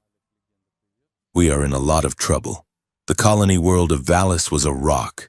It was a dusty, wind-scoured planet on the outer rim, inhabited mostly by human refugees, debt dodgers, and aliens who wanted to be forgotten. It was a place where the Empire was a distant rumor, and survival was a daily negotiation. It was also where Jace had been born.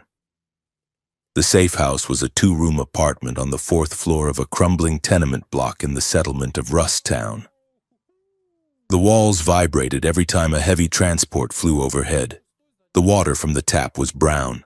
The air smelled of ozone and fried garlic.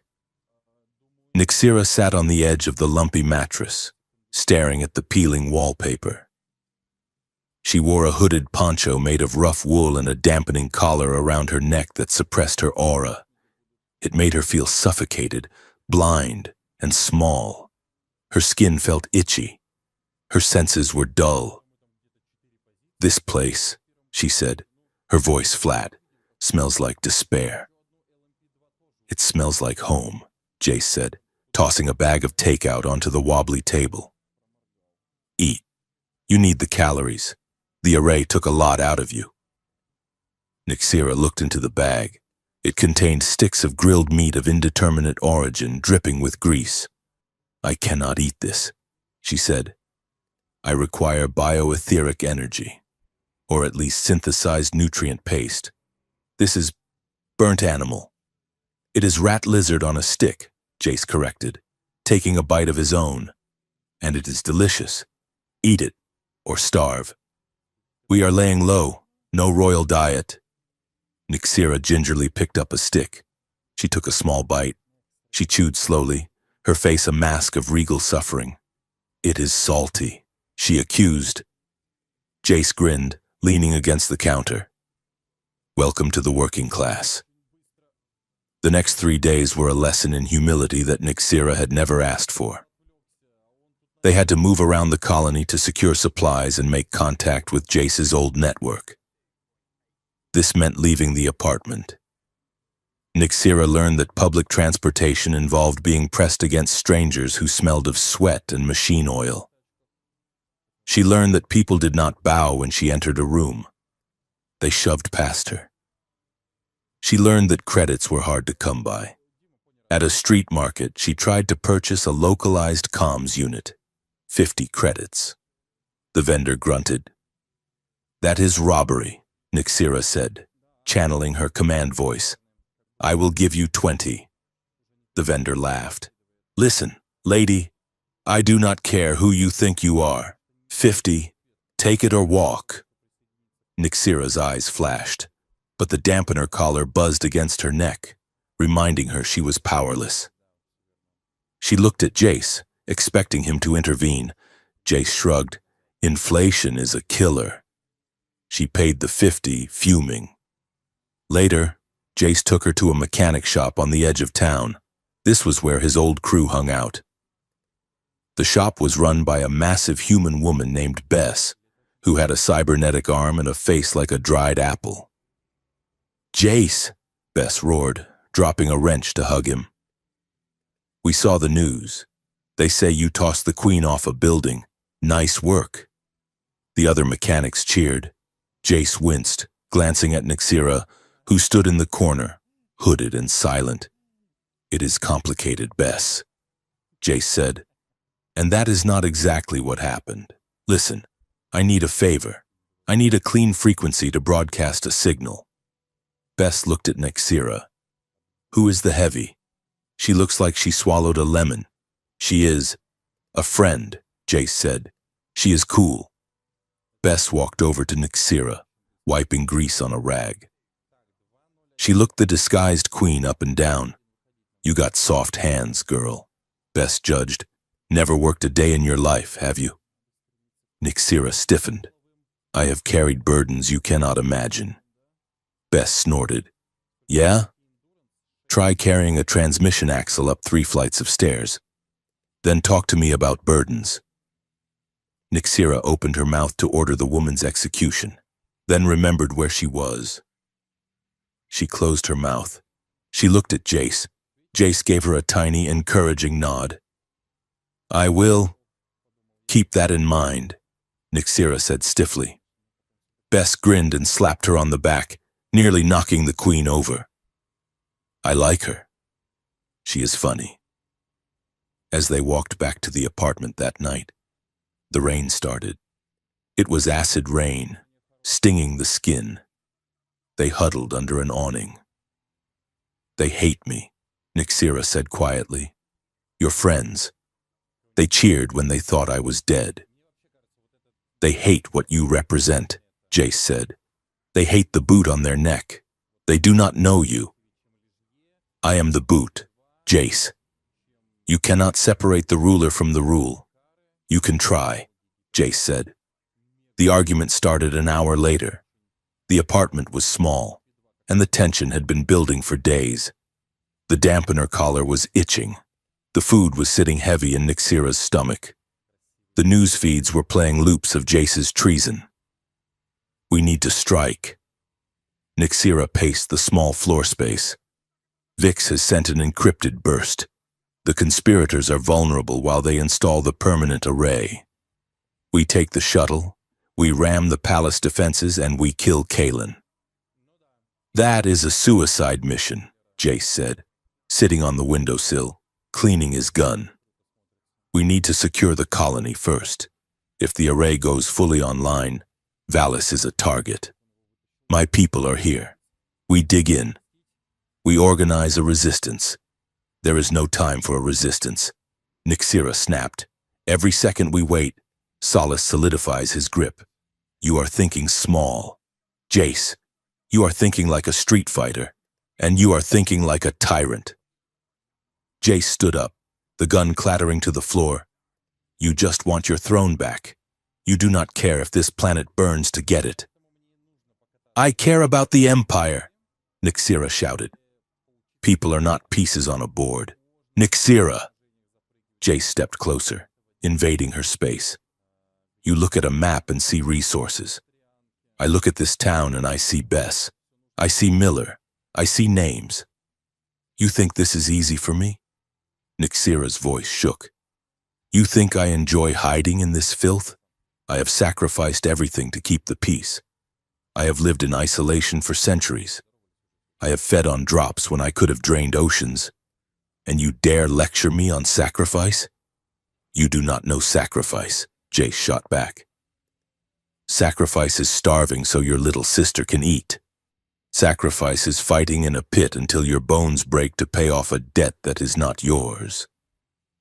You are just mad because you lost control. I am mad because you are the only one who can help me, and you are too busy playing hero to see the war. Nyxera shoved him. It was a physical release of frustration. The shove jarred the dampener collar. Sparks flew from the device. For a second, it shorted out. The air in the room instantly grew heavy. The shadows deepened. Nyxera's eyes flashed crimson, the contact lenses melting away in the heat of her aura. The power she had been suppressing for days flooded back, making the windows rattle, and the bond roared to life. Jace gasped, clutching his chest. He felt her anger. It was hot, white, and terrifying. But beneath it, he felt her fear. She felt like a child lost in the dark. Nyxera gasped, feeling him. She felt his resentment. She felt his hatred for her crown. But beneath that, she felt a fierce, burning admiration. He wanted her. He hated that he wanted her. But he did. They stood inches apart, chests heaving. The silence was deafening. Jace looked at her. She was terrifying. She was beautiful. Nyxera looked at him. He was fragile. He was unbreakable. "Stop looking at me like that," Jace whispered, his voice rough. "Like what?" Nyxera breathed. "Like I am something you want to own. I do not know how to touch anything without owning it. Jace, it is what I am." "Then learn," Jace said. He reached out. His fingers grazed her jawline. It was a touch of reverence and defiance. Nyxera's hand came up, flattening over his heart. She could feel it beating against her palm. Thump, thump. Thump, thump. It was so fast and so frantic. She leaned in. He leaned in. Their foreheads touched. Jace closed his eyes. He could smell the rain on her skin and the ozone of her power. He wanted to kiss her. He wanted to drag her onto the shabby mattress and forget the war. He wanted to surrender to the monster. Nyxera's fangs grazed her own lower lip. She wanted to bite him. She wanted to drink him in and keep him safe inside her forever. But she didn't. And he didn't. Because if they did it now, out of anger and desperation, it would break them. It would be just another form of feeding. Jace pulled back, just an inch. His hands were trembling at her waist. "Not like this," he whispered. "Not while you are the queen and I am the traitor." Nyxera exhaled, a shuddering breath. She stepped back, the dampener collar rebooted with a whine, locking her power away again. The room lightened. The crimson faded from her eyes. "You are right," she said, her voice hollow. "Not like this." She turned and walked to the far side of the room, wrapping her arms around herself. Jace picked up his gun. He did not look at her. "Get some sleep," he said. "We have work to do tomorrow. The next day." The sun broke through the smog. Jace was in the dusty courtyard of the tenement block. A group of neighborhood kids had gathered around him. They were scrawny, dirty, and loud.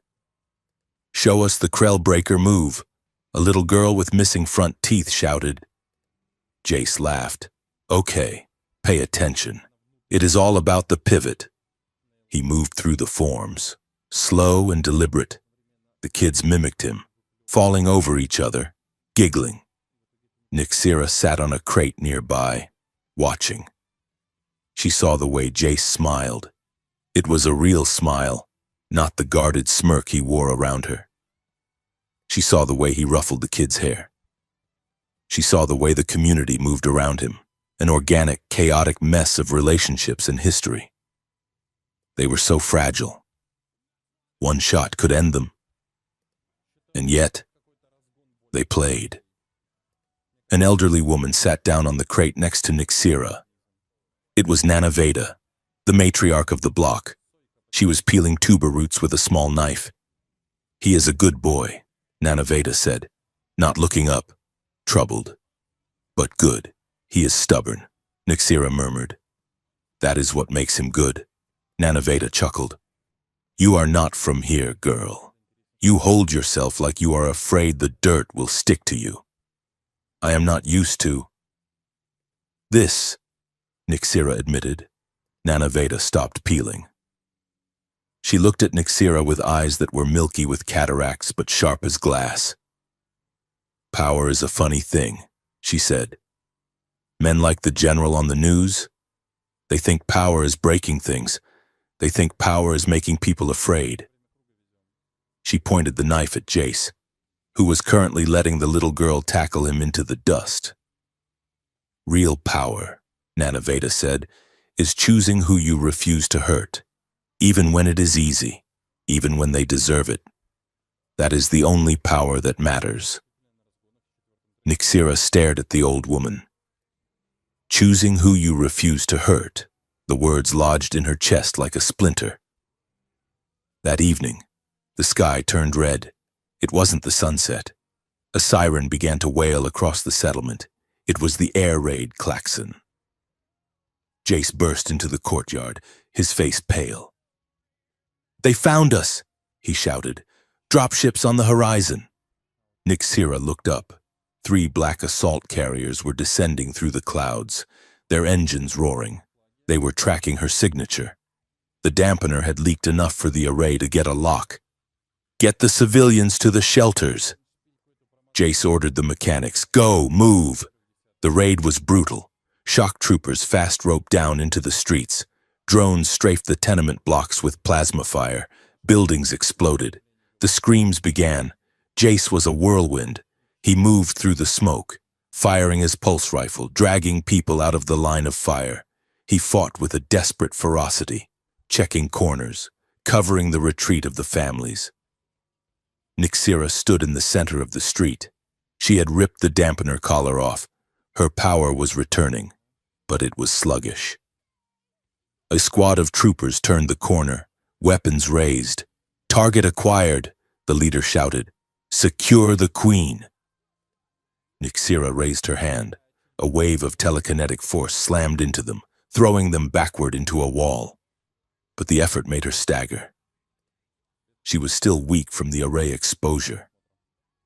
"Nixira, we have to go," Jace yelled, appearing at her side. "The transport is waiting." Nixira turned to follow him. Then she heard the cry. The little girl, the one with the missing teeth, was trapped under a collapsed awning. A combat drone was hovering over her, its red eye charging a plasma bolt. Jace was too far away. Nixira looked at the transport. It was her escape. It was her chance to regain her throne. If she used her power now, she would be drained. She might be captured. Power is choosing who you refuse to hurt. Nixira did not run to the ship. She ran to the girl. She threw herself over the child's body just as the drone fired. Nixira raised a hand, summoning a barrier of shadow. The plasma bolt hit the shield. Boom! The impact was massive. Nixira gritted her teeth, feeling the energy sear her mind. She poured her own life force into the shield, feeding it, holding it against the onslaught. "Run!" she screamed at the girl. The child scrambled free, weeping, and ran into the arms of Nana Veda. Jace laid down covering fire, blasting the drone out of the sky. He grabbed Nixira. She was swaying, her nose bleeding. "You idiot!" Jace shouted, but his eyes were shining with something that looked like awe. "You crazy idiot!" He threw her arm over his shoulder and dragged her toward the transport. They scrambled aboard Bess's modified freighter just as the tenement block collapsed under heavy fire. The ship blasted off, shaking violently as flak burst around them. Jace sat in the pilot's seat, punching coordinates. Nixira slumped in the co-pilot chair, wiping blood from her face. She looked at the view screen. Below them, Rusttown was burning. The smoke plumes rose high into the atmosphere. Jace stared at the burning colony. His hands gripped the yoke so tight the plastic creaked. "They burned it," he whispered. "They burned it all just to get to us." Nixira reached out. She covered his hand with hers. "We will make them pay," she said. Her voice was weak, but it was hard as diamond. "We will make them pay for every stone." Jace looked at her. He saw the soot on her face. He saw the blood. He saw the woman who had thrown herself in front of a drone to save a slum kid. "We stop running," Jace said. Nixira nodded. "We stop running. We go back, and we end this." The bond between them deepened, settling into a dark, heavy knot of shared grief and cold resolve.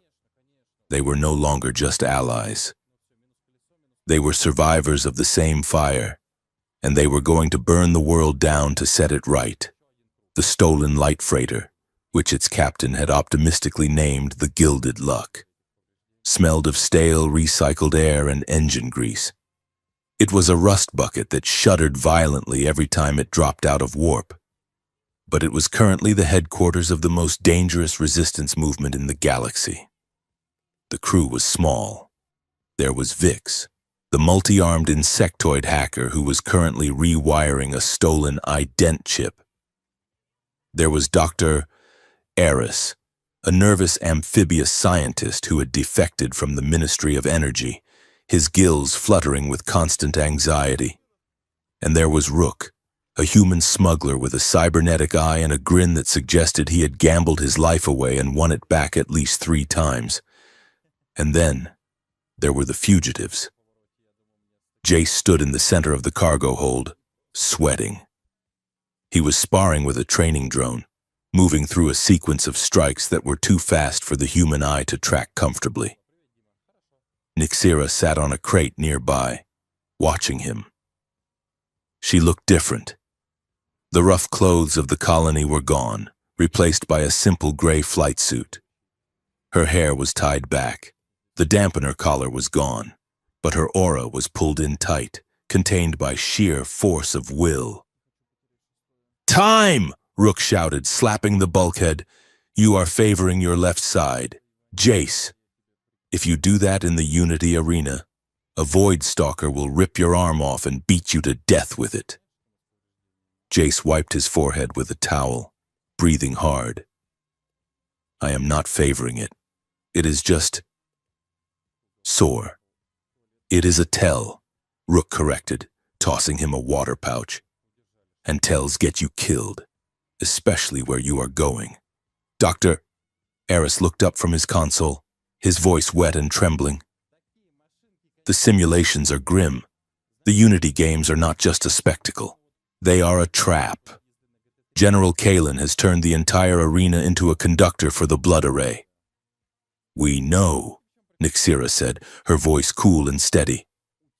"That is why we are going." She stood up, and the air in the room shifted. Even with her power reined in, she commanded the space. "The plan relies on 2 things," she said, pacing the metal floor: deception and timing. "I will present myself as a prisoner, a broken queen, drugged and controlled by the Council's new technology. This will lure Solace into a false sense of security. He needs me alive to legitimize his coup. And while everyone is watching the tragic fall of the Queen," Jace said, stepping forward, "I will be in the pit." "As who?" Vix clicked his mandibles. "Your face is on every bounty board from here to the rim." "As a nobody," Rook said, flipping a small metallic disc in his hand. "A masker mesh. It projects a holographic overlay on your face. To the cameras in the crowd, you will look like a generic gladiator from the outer sectors. We will call you the Stray." "I hate it," Jace said. "It fits," Nixira said, a ghost of a smile touching her lips. "You are a stray dog that bit the hand that fed him." The plan was madness. They were going to walk into the heart of the enemy stronghold, surrounded by millions of spectators and thousands of guards, and try to dismantle a superweapon from the inside before it sucked the souls out of the population. "It is suicide," Eris moaned. "It is politics," Nixira corrected. The training intensified as they approached the core systems. Jace spent hours in the hold, refining his style. He could not rely on just brute force anymore. He had to be smarter. Rook outfitted him with kinetic dampening gauntlets, illegal tech that absorbed the impact of incoming blows and stored the energy for a counterstrike. "You have to time it," Rook explained as Jace practiced catching a heavy punch from a loader bot. "Absorb, hold, release. If you release too early, it just fizzles. Too late, and the feedback breaks your wrists." Jace grunted, catching a hydraulic arm and feeling the shockwave ripple up his forearm. He twisted, unleashing the stored energy in a palm strike that crumpled the bot's metal casing. "Like that," Jace panted. "Exactly like that." Meanwhile, Nixira was practicing something far more difficult for her: weakness. She stood in front of a mirror in her quarters, Jace leaning against the doorframe. Shoulders down, Jace coached, chin down. "You still look like you're about to order an execution. You need to look defeated." "I do not know how to look defeated," Nixira snapped, frustration coloring her cheeks. I am the queen. I am the apex. You are a prisoner, Jace corrected gently. He walked over to her. Imagine you have lost. Imagine Solace has won. Imagine you lost me. Nyxera froze. She looked at him in the reflection. The thought sent a cold spike through her chest. Her shoulders slumped naturally. Her eyes lost their fire, turning dull and haunted. Her posture collapsed inward, making her look smaller, fragile. Like that? She whispered. Jace stared at her. It was terrifyingly convincing. It made his chest ache just looking at her. Yeah, he said softly. Like that, later, during the ship's night cycle. They sat on the floor of the cargo hold, sharing a ration pack. The hum of the engines was a soothing baritone. You never told me about your first kill, Nyxera said quietly. Jace chewed on a piece of dried fruit. I was 16. It was a debt collector. He came for my sister. He did not want money. He paused, looking at his hands. I used a pipe. I did not stop hitting him until he stopped making sounds. That was the day I learned that the law does not protect people like us. Only violence does. Nyxera reached out and touched his knee. I was 20, she said. It was my brother. He wanted the throne. He poisoned our father. I challenged him to the right of blood. I tore his throat out in the throne room. She looked at Jace, her eyes dark. That was the day I learned that love is a weakness. That power requires isolation. Jace turned his hand over, intertwining his fingers with hers. We were both wrong, he said. The night before they arrived at the capital, sleep was impossible. Jace found Nyxera in the observation deck. The room was dark, lit only by the starlight streaking past the viewport. She was staring out at the void, her silhouette rigid. He walked up beside her. He did not speak. He just stood there, letting his presence settle around her. I am afraid, she admitted. She did not look at him. Of dying? Jace asked. Of failing, she said. If we fail tomorrow, the darkness wins. Solace will turn this galaxy into a slaughterhouse. And I will be the one who let it happen because I was too arrogant to see the rot in my own counsel. Jace turned her to face him. He placed his hands on her shoulders. You are not that queen anymore, he said. No, she whispered. I am not. I am compromised. She looked up at him, her eyes searching his face. When I fed on you, Jace, I tasted something I had not felt in centuries. A will that would not bow, not even to me. That defiance, it terrified me. And it woke me up. She stepped closer. The space between them vanished. I do not want a subject. Jace, I do not want a worshiper. I want the man who looked at a monster and refused to blink. Jace's breath hitched. He brought his hand up, his thumb tracing the line of her lower lip. Her skin was cool, but he could feel the heat radiating from the bond beneath the surface. I used to hate you, Jace confessed, his voice rough. I looked at your hologram in the arena and I hated everything you stood for. But now, he leaned his forehead against hers. Now, you are the only voice that cuts through the noise in my head. You make me want to be more than just a weapon. You make me want to be a shield. Nyxera let out a shaky breath.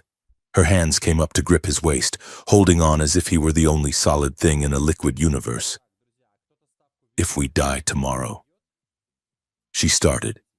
Then we die standing. Jace finished. He kissed her. It was not a tentative, testing kiss like the almost moments before. It was a collision. It was a claiming.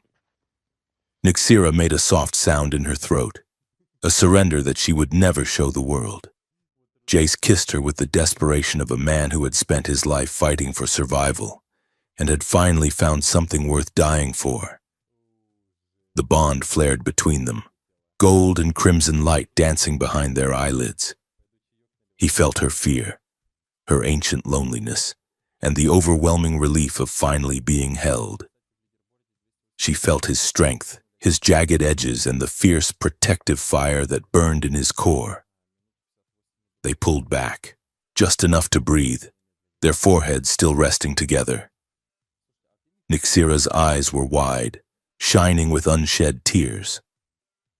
"I am terrified," she whispered, "not of the general, but of losing you." Jace brushed a strand of hair from her face. "You are not going to lose me." The scene faded as they stood there, wrapped in each other in the starlight, two broken things fitting together to make something whole. The Unity Games were a riot of noise and color. The grand arena was a bowl of screaming humanity and aliens, seating 3 million spectators. Hover barges floated above the stands, carrying the elite. In the center, the Emperor's box, now the Council's box, overlooked the sand. Nyxira sat in the box, shackled to a chair. She wore a white gown that looked like a burial shroud. A heavy metal collar was clamped around her neck, blinking with a red suppression light. General Kalen stood behind her, his hand resting possessively on the back of her chair. Minister Solace sat beside her, waving to the crowd. "Behold!" Solace's voice boomed over the speakers. "Our beloved queen, protected by the new Aegis system, though her mind is troubled by the human sickness. She is here to witness the triumph of order." Nyxira stared blankly ahead, perfecting the role of the broken doll.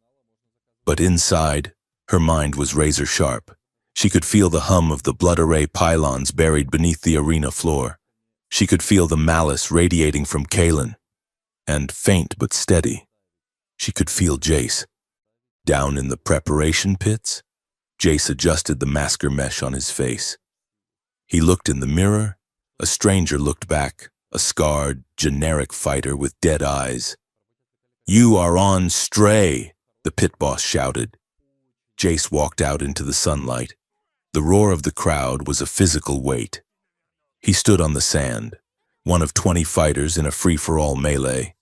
The other 19 were heavily armed, axes, plasma whips, energy shields.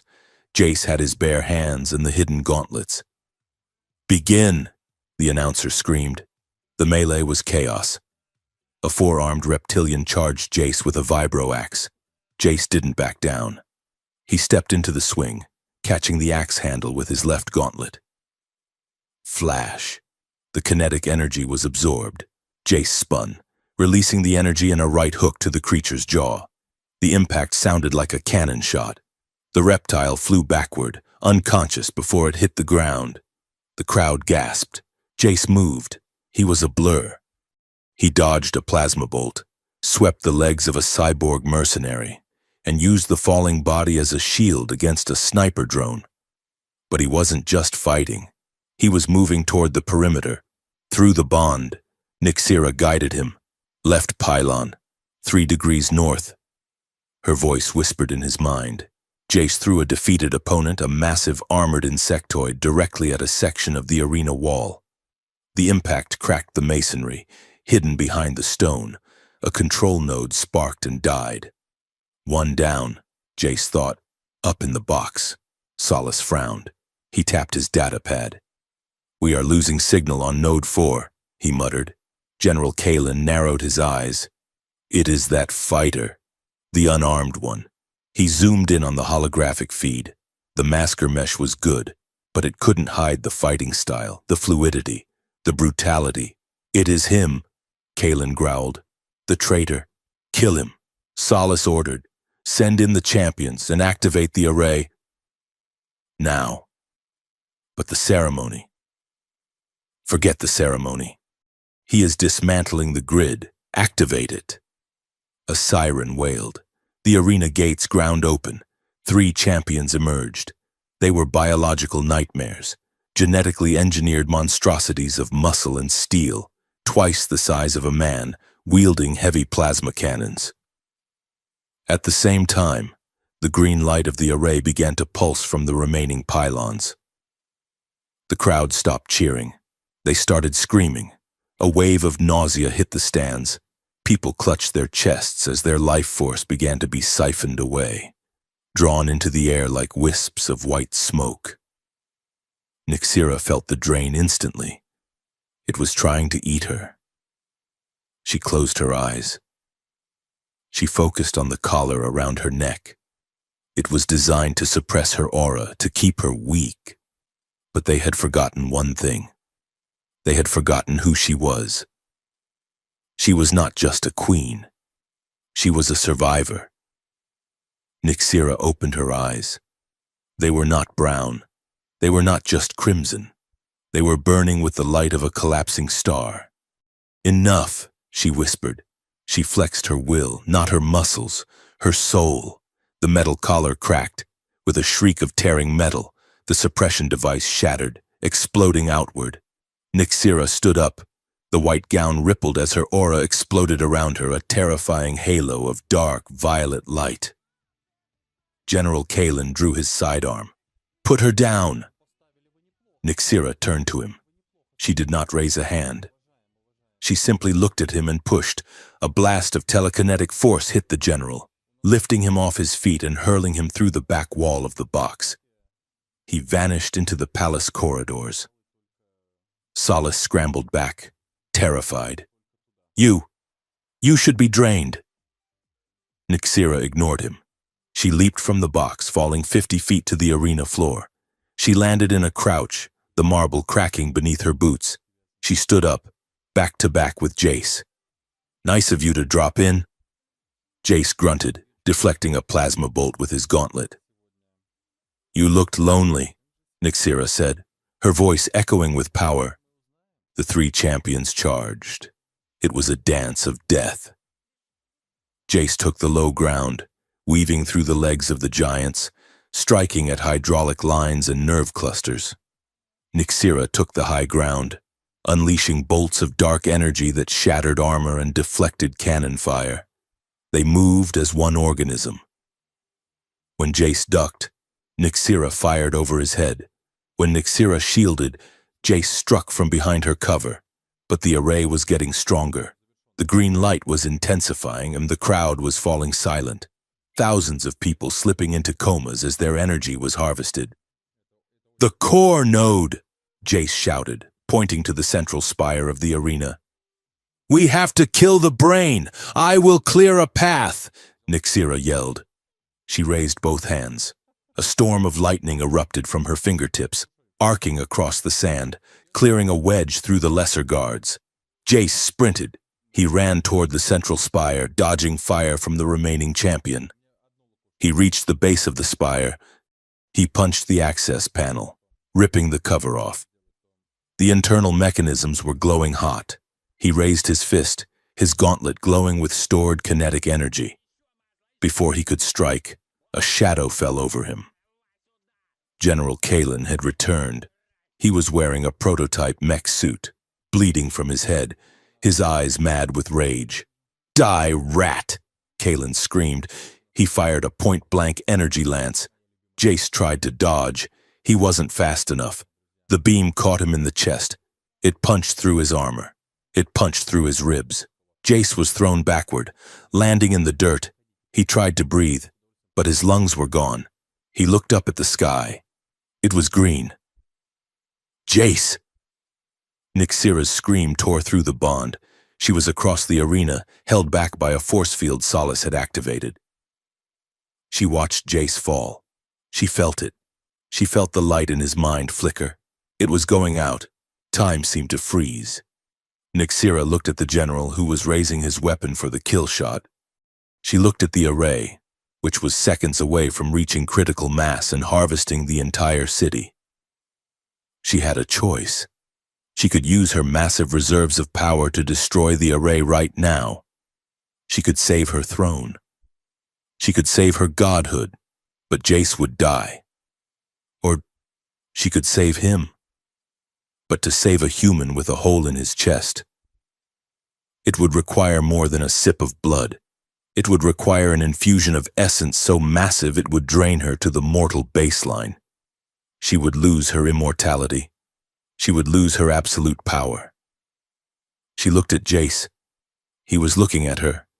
His eyes were dimming, but he was trying to smile. "Do it," his voice whispered in her head. "Save the people. Let me go." "No," Nyxera whispered. "Power is choosing who you refuse to hurt." She made her choice. Nyxera screamed. It was a sound that shattered every window in the arena. She dropped the barrier around her own soul. She reached out through the bond, ignoring the distance, ignoring the laws of physics. She poured herself into him. She gave him her fire. She gave him her centuries. She gave him the light of the stars that ran in her veins. Jace's body arched off the ground. The wound in his chest hissed, cells regenerating at a frightening speed. His eyes snapped open. They were not human eyes anymore. They were burning with crimson rings. He felt the power. It was infinite. It was her. He stood up. General Kalen faltered, stepping back. What are you?" Jace did not answer. He looked at the mech suit. He looked at the core node behind it. He raised his hand. He didn't punch. He didn't strike. He just released the energy Nyxera had given him. A shockwave of pure red force exploded from his body. It vaporized the general. It vaporized the mech suit. And it slammed into the core node. The spire shattered. The explosion was blinding. The feedback loop raced through the array, blowing out every pylon in the city. The green light vanished, replaced by the clear violet sky. The crowd gasped, waking up from the drain, confused and terrified. In the center of the arena, the dust settled. Nyxera lay on the ground. She was pale. Her skin had lost its luminescence. She looked human. She tried to lift her head, but she was too weak. "Jace," she whispered, her voice barely a breath. Movement in the smoke. Jace limped toward her. The crimson fade was leaving his eyes, returning to their natural dark brown. He fell to his knees beside her. He was battered. His uniform burned away, but he was alive. He scooped her up into his arms. "I am here," he choked out, tears cutting tracks through the soot on his face. "I am here." Nyxera looked up at him. She reached up a trembling hand to touch his cheek. She could feel his warmth, but she could no longer feel the infinite buzz of the universe. She was just a woman. You broke the node," she whispered. "We broke it," Jace said. High above, the Minister Solace was trying to flee, but Vix had already uploaded the evidence of his treason to the public screens. The Royal Guard was dragging him away. The coup was over, but Nyxera didn't care. She looked at Jace, and for the first time in 1,000 years, she felt entirely mortal and entirely whole. "We are in so much trouble," she murmured, a faint smile ghosting her lips. Jace laughed, a wet, ragged sound. He pressed his forehead to hers. "Yeah. But we are alive." Nyxera closed her eyes, listening to the steady, strong beat of his heart. It was the only sound in the galaxy that mattered. The silence that hung over the capital city in the days following the collapse of the blood array was not the silence of peace. It was the silence of shock. The green sky had returned to its natural violet, and the humming pylons of the conspiracy lay in twisted ruins. But the psychological scars were fresh. Millions of citizens, from the highborn in the spires to the laborers in the bedrock, had felt their souls tugged at by a machine designed to harvest them. They had looked up at their queen and seen a monster. Now, they waited to see if the monster was gone. The grand plaza of the Ascendants was filled again, but this time there were no barricades, no staged security lanes, and no armed guards pushing the crowd back. The atmosphere was thick with tension. Hover drones drifted silently, broadcasting the feed to every system in the empire. Queen Nixira walked out onto the balcony of the imperial palace. She did not wear the armor of the first lineage. She did not wear the crown of starlight that projected an aura of terrified awe. She wore a simple tunic of dark blue silk and trousers tucked into practical boots. Her skin, once luminous with the contained energy of 1,000 stars, was now pale and opaque. There were shadows under her eyes. She looked tired. She looked mortal. She stepped to the microphone. The feedback whined once, then settled. "Citizens of the Dominion," Nixira said. Her voice was not amplified by the voice of God protocols. It was just her voice, clear and steady. "For 800 years, I told you that order was the highest virtue.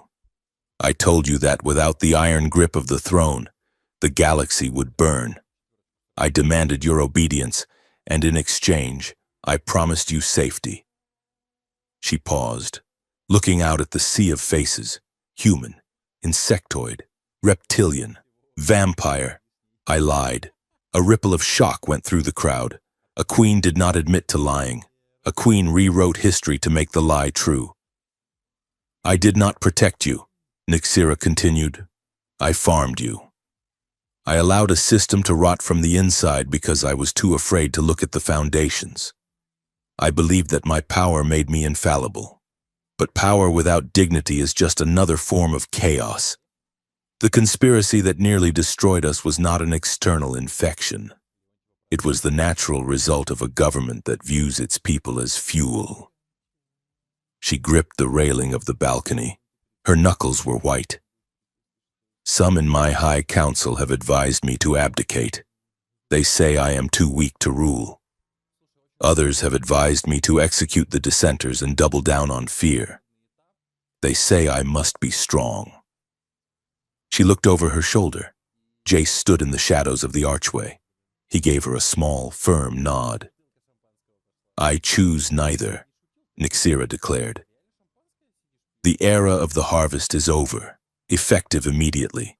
The Industrialized Feeding Act is repealed. The blood arrays are to be dismantled and melted down for housing materials." The crowd murmured, the sound like a rising tide. "Vampires will still need to feed," she acknowledged. "It is our biology. But from this day forward, feeding will be consensual. It will be limited. It will be a transaction of respect, paid for in service and coin, not taken by force.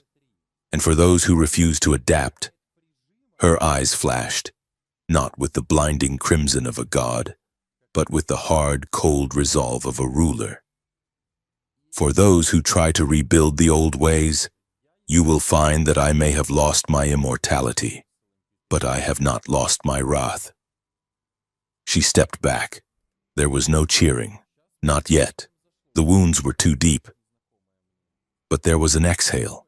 The collective holding of breath that had lasted for centuries was finally released.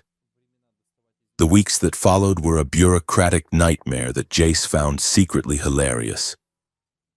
Nixira, who was used to commanding armies with a wave of her hand, now found herself sitting in committee meetings that lasted for 6 hours. The reforms were massive.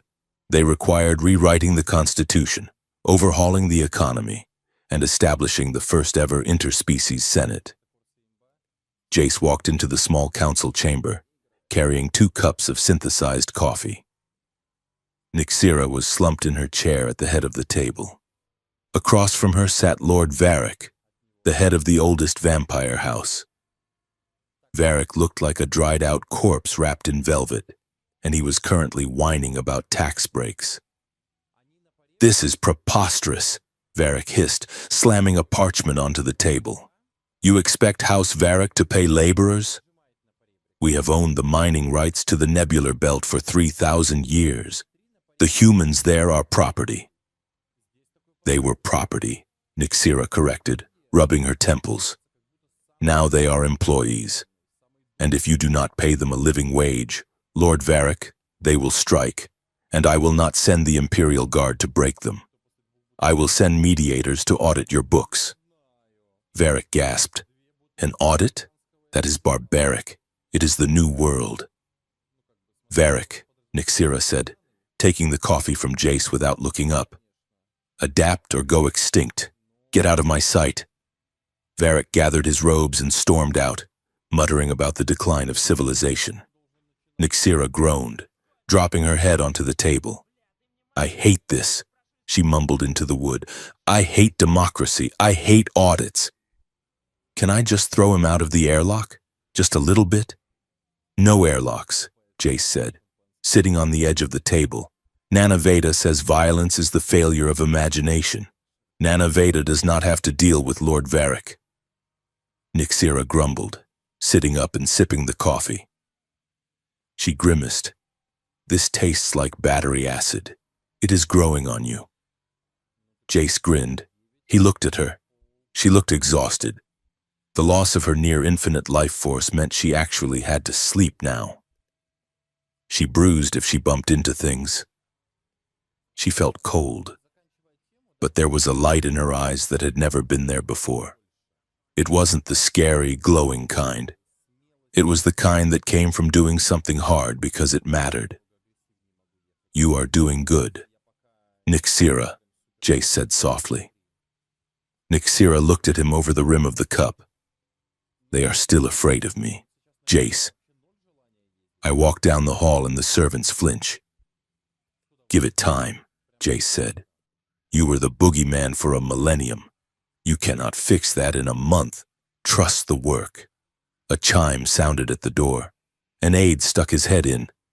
"General Raker is here to see you, Mr. Jace." Jace sighed. "Send him in." General Raker was a Tellarite, a species known for their tusks and their blunt honesty. He marched in and slammed a data slate on the table. "Commendation." Raker grunted. "Promotion. High Commander of the Royal Vanguard. It is yours. Human." Jace looked at the slate. It was a rank that would give him command over the planet's defense forces.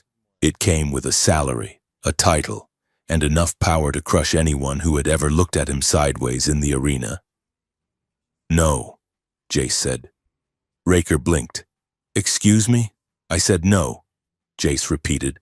"I am not a soldier, general, and I am definitely not a commander. You defeated the champions," Raker argued. "You possess the tactical data of the rebellion. You are the most qualified warrior in the system." "That is the problem," Jace said, standing up. "You see a warrior? You see a weapon? I am tired of being a weapon. I spent 10 years in a pit hurting people so other people could cheer. I am done hitting things for a living." Raker looked confused. "Then what will you do? You are a fighter. It is what you are. It is what I was," Jace corrected. "Now? I think I am going to be a teacher." The training grounds of the newly established Imperial Academy were a chaotic mix of species. Humans, Krell, Chitinians, and others were running drills in the mud. Jace stood in the center of a circle of young recruits.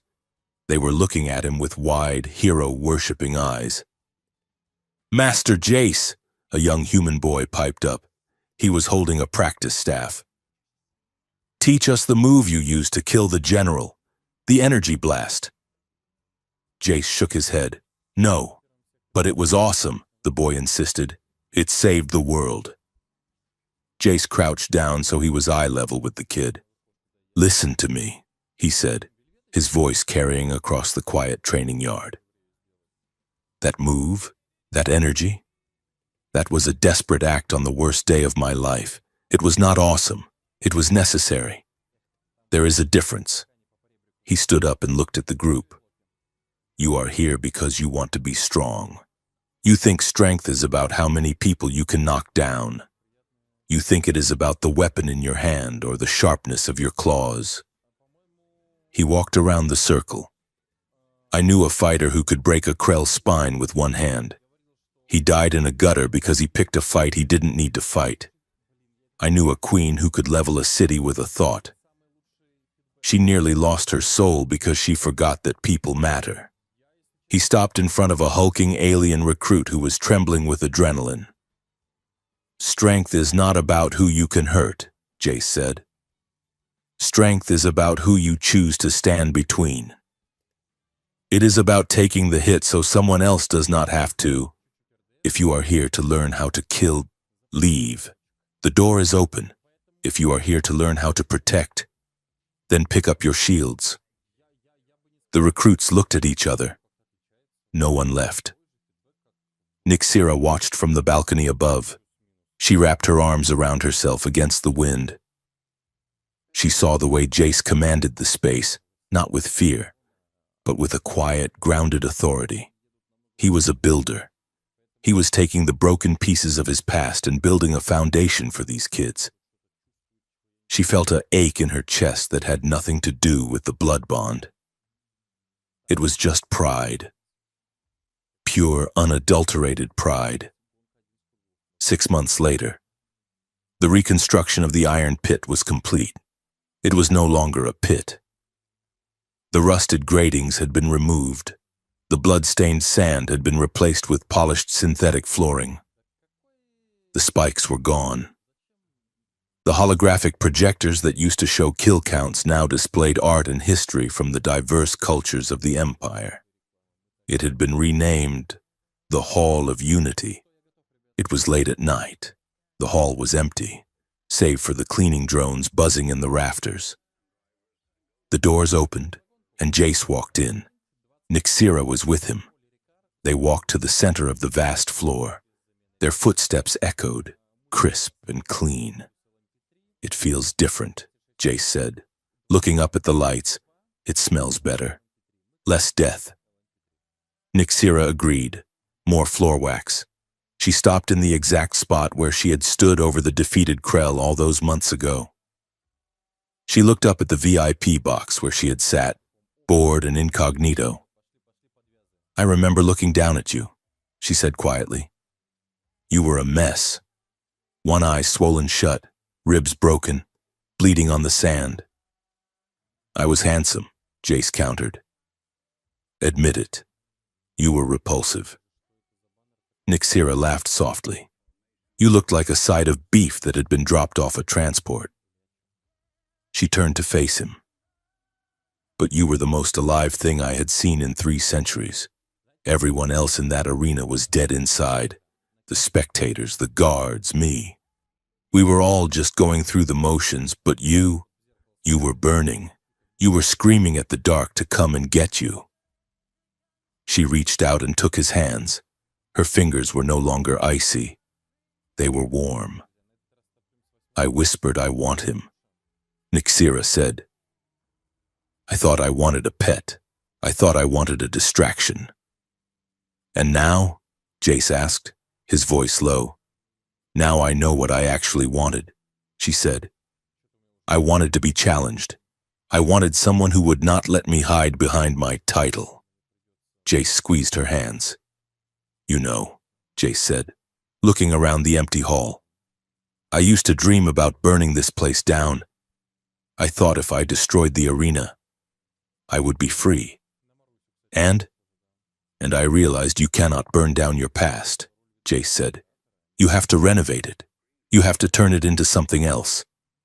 He looked at her, his dark eyes serious. "Like us. We are not the queen and the gladiator anymore. We are just us." Nixira let out a breath she felt like she had been holding since the day they met. She reached into the pocket of her tunic and pulled out a small device. It was the command key for the Royal Protocol system. Nixira activated it. A holographic projection appeared between them, a long list of titles and decrees. She scrolled to the bottom. Decree 774, the office of the champion consort. She pressed delete. The text vanished. "What did you do?" Jace asked. "I dissolved the position," Nixira said. "There will be no more consorts, no more blood-bound guardians mandated by law." She stepped closer to him.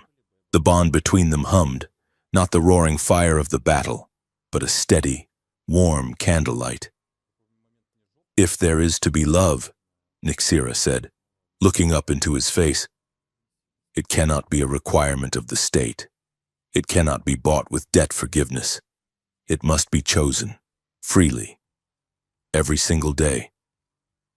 Jace looked at the empty space where the hologram had been. Then he looked at her. He saw the woman who had given up her godhood to save him. He saw the woman who was learning to eat street food and tolerate tax audits. He saw the partner who had fought back to back with him against the end of the world. I choose you, Jace said. He didn't say it with a grand speech. He just said it like a fact, like gravity. Nixira smiled. It was a vulnerable, unguarded smile that made her look younger than she had ever looked. I choose you, she whispered back. Jace leaned down and kissed her. It wasn't the desperate kiss of the observation deck or the life-saving transfer of the arena. It was slow. It was gentle. It was the kiss of two people who had all the time in the world to get it right. When they broke apart, Jace rested his forehead against hers. So, partner, he said, we have a Senate meeting in the morning.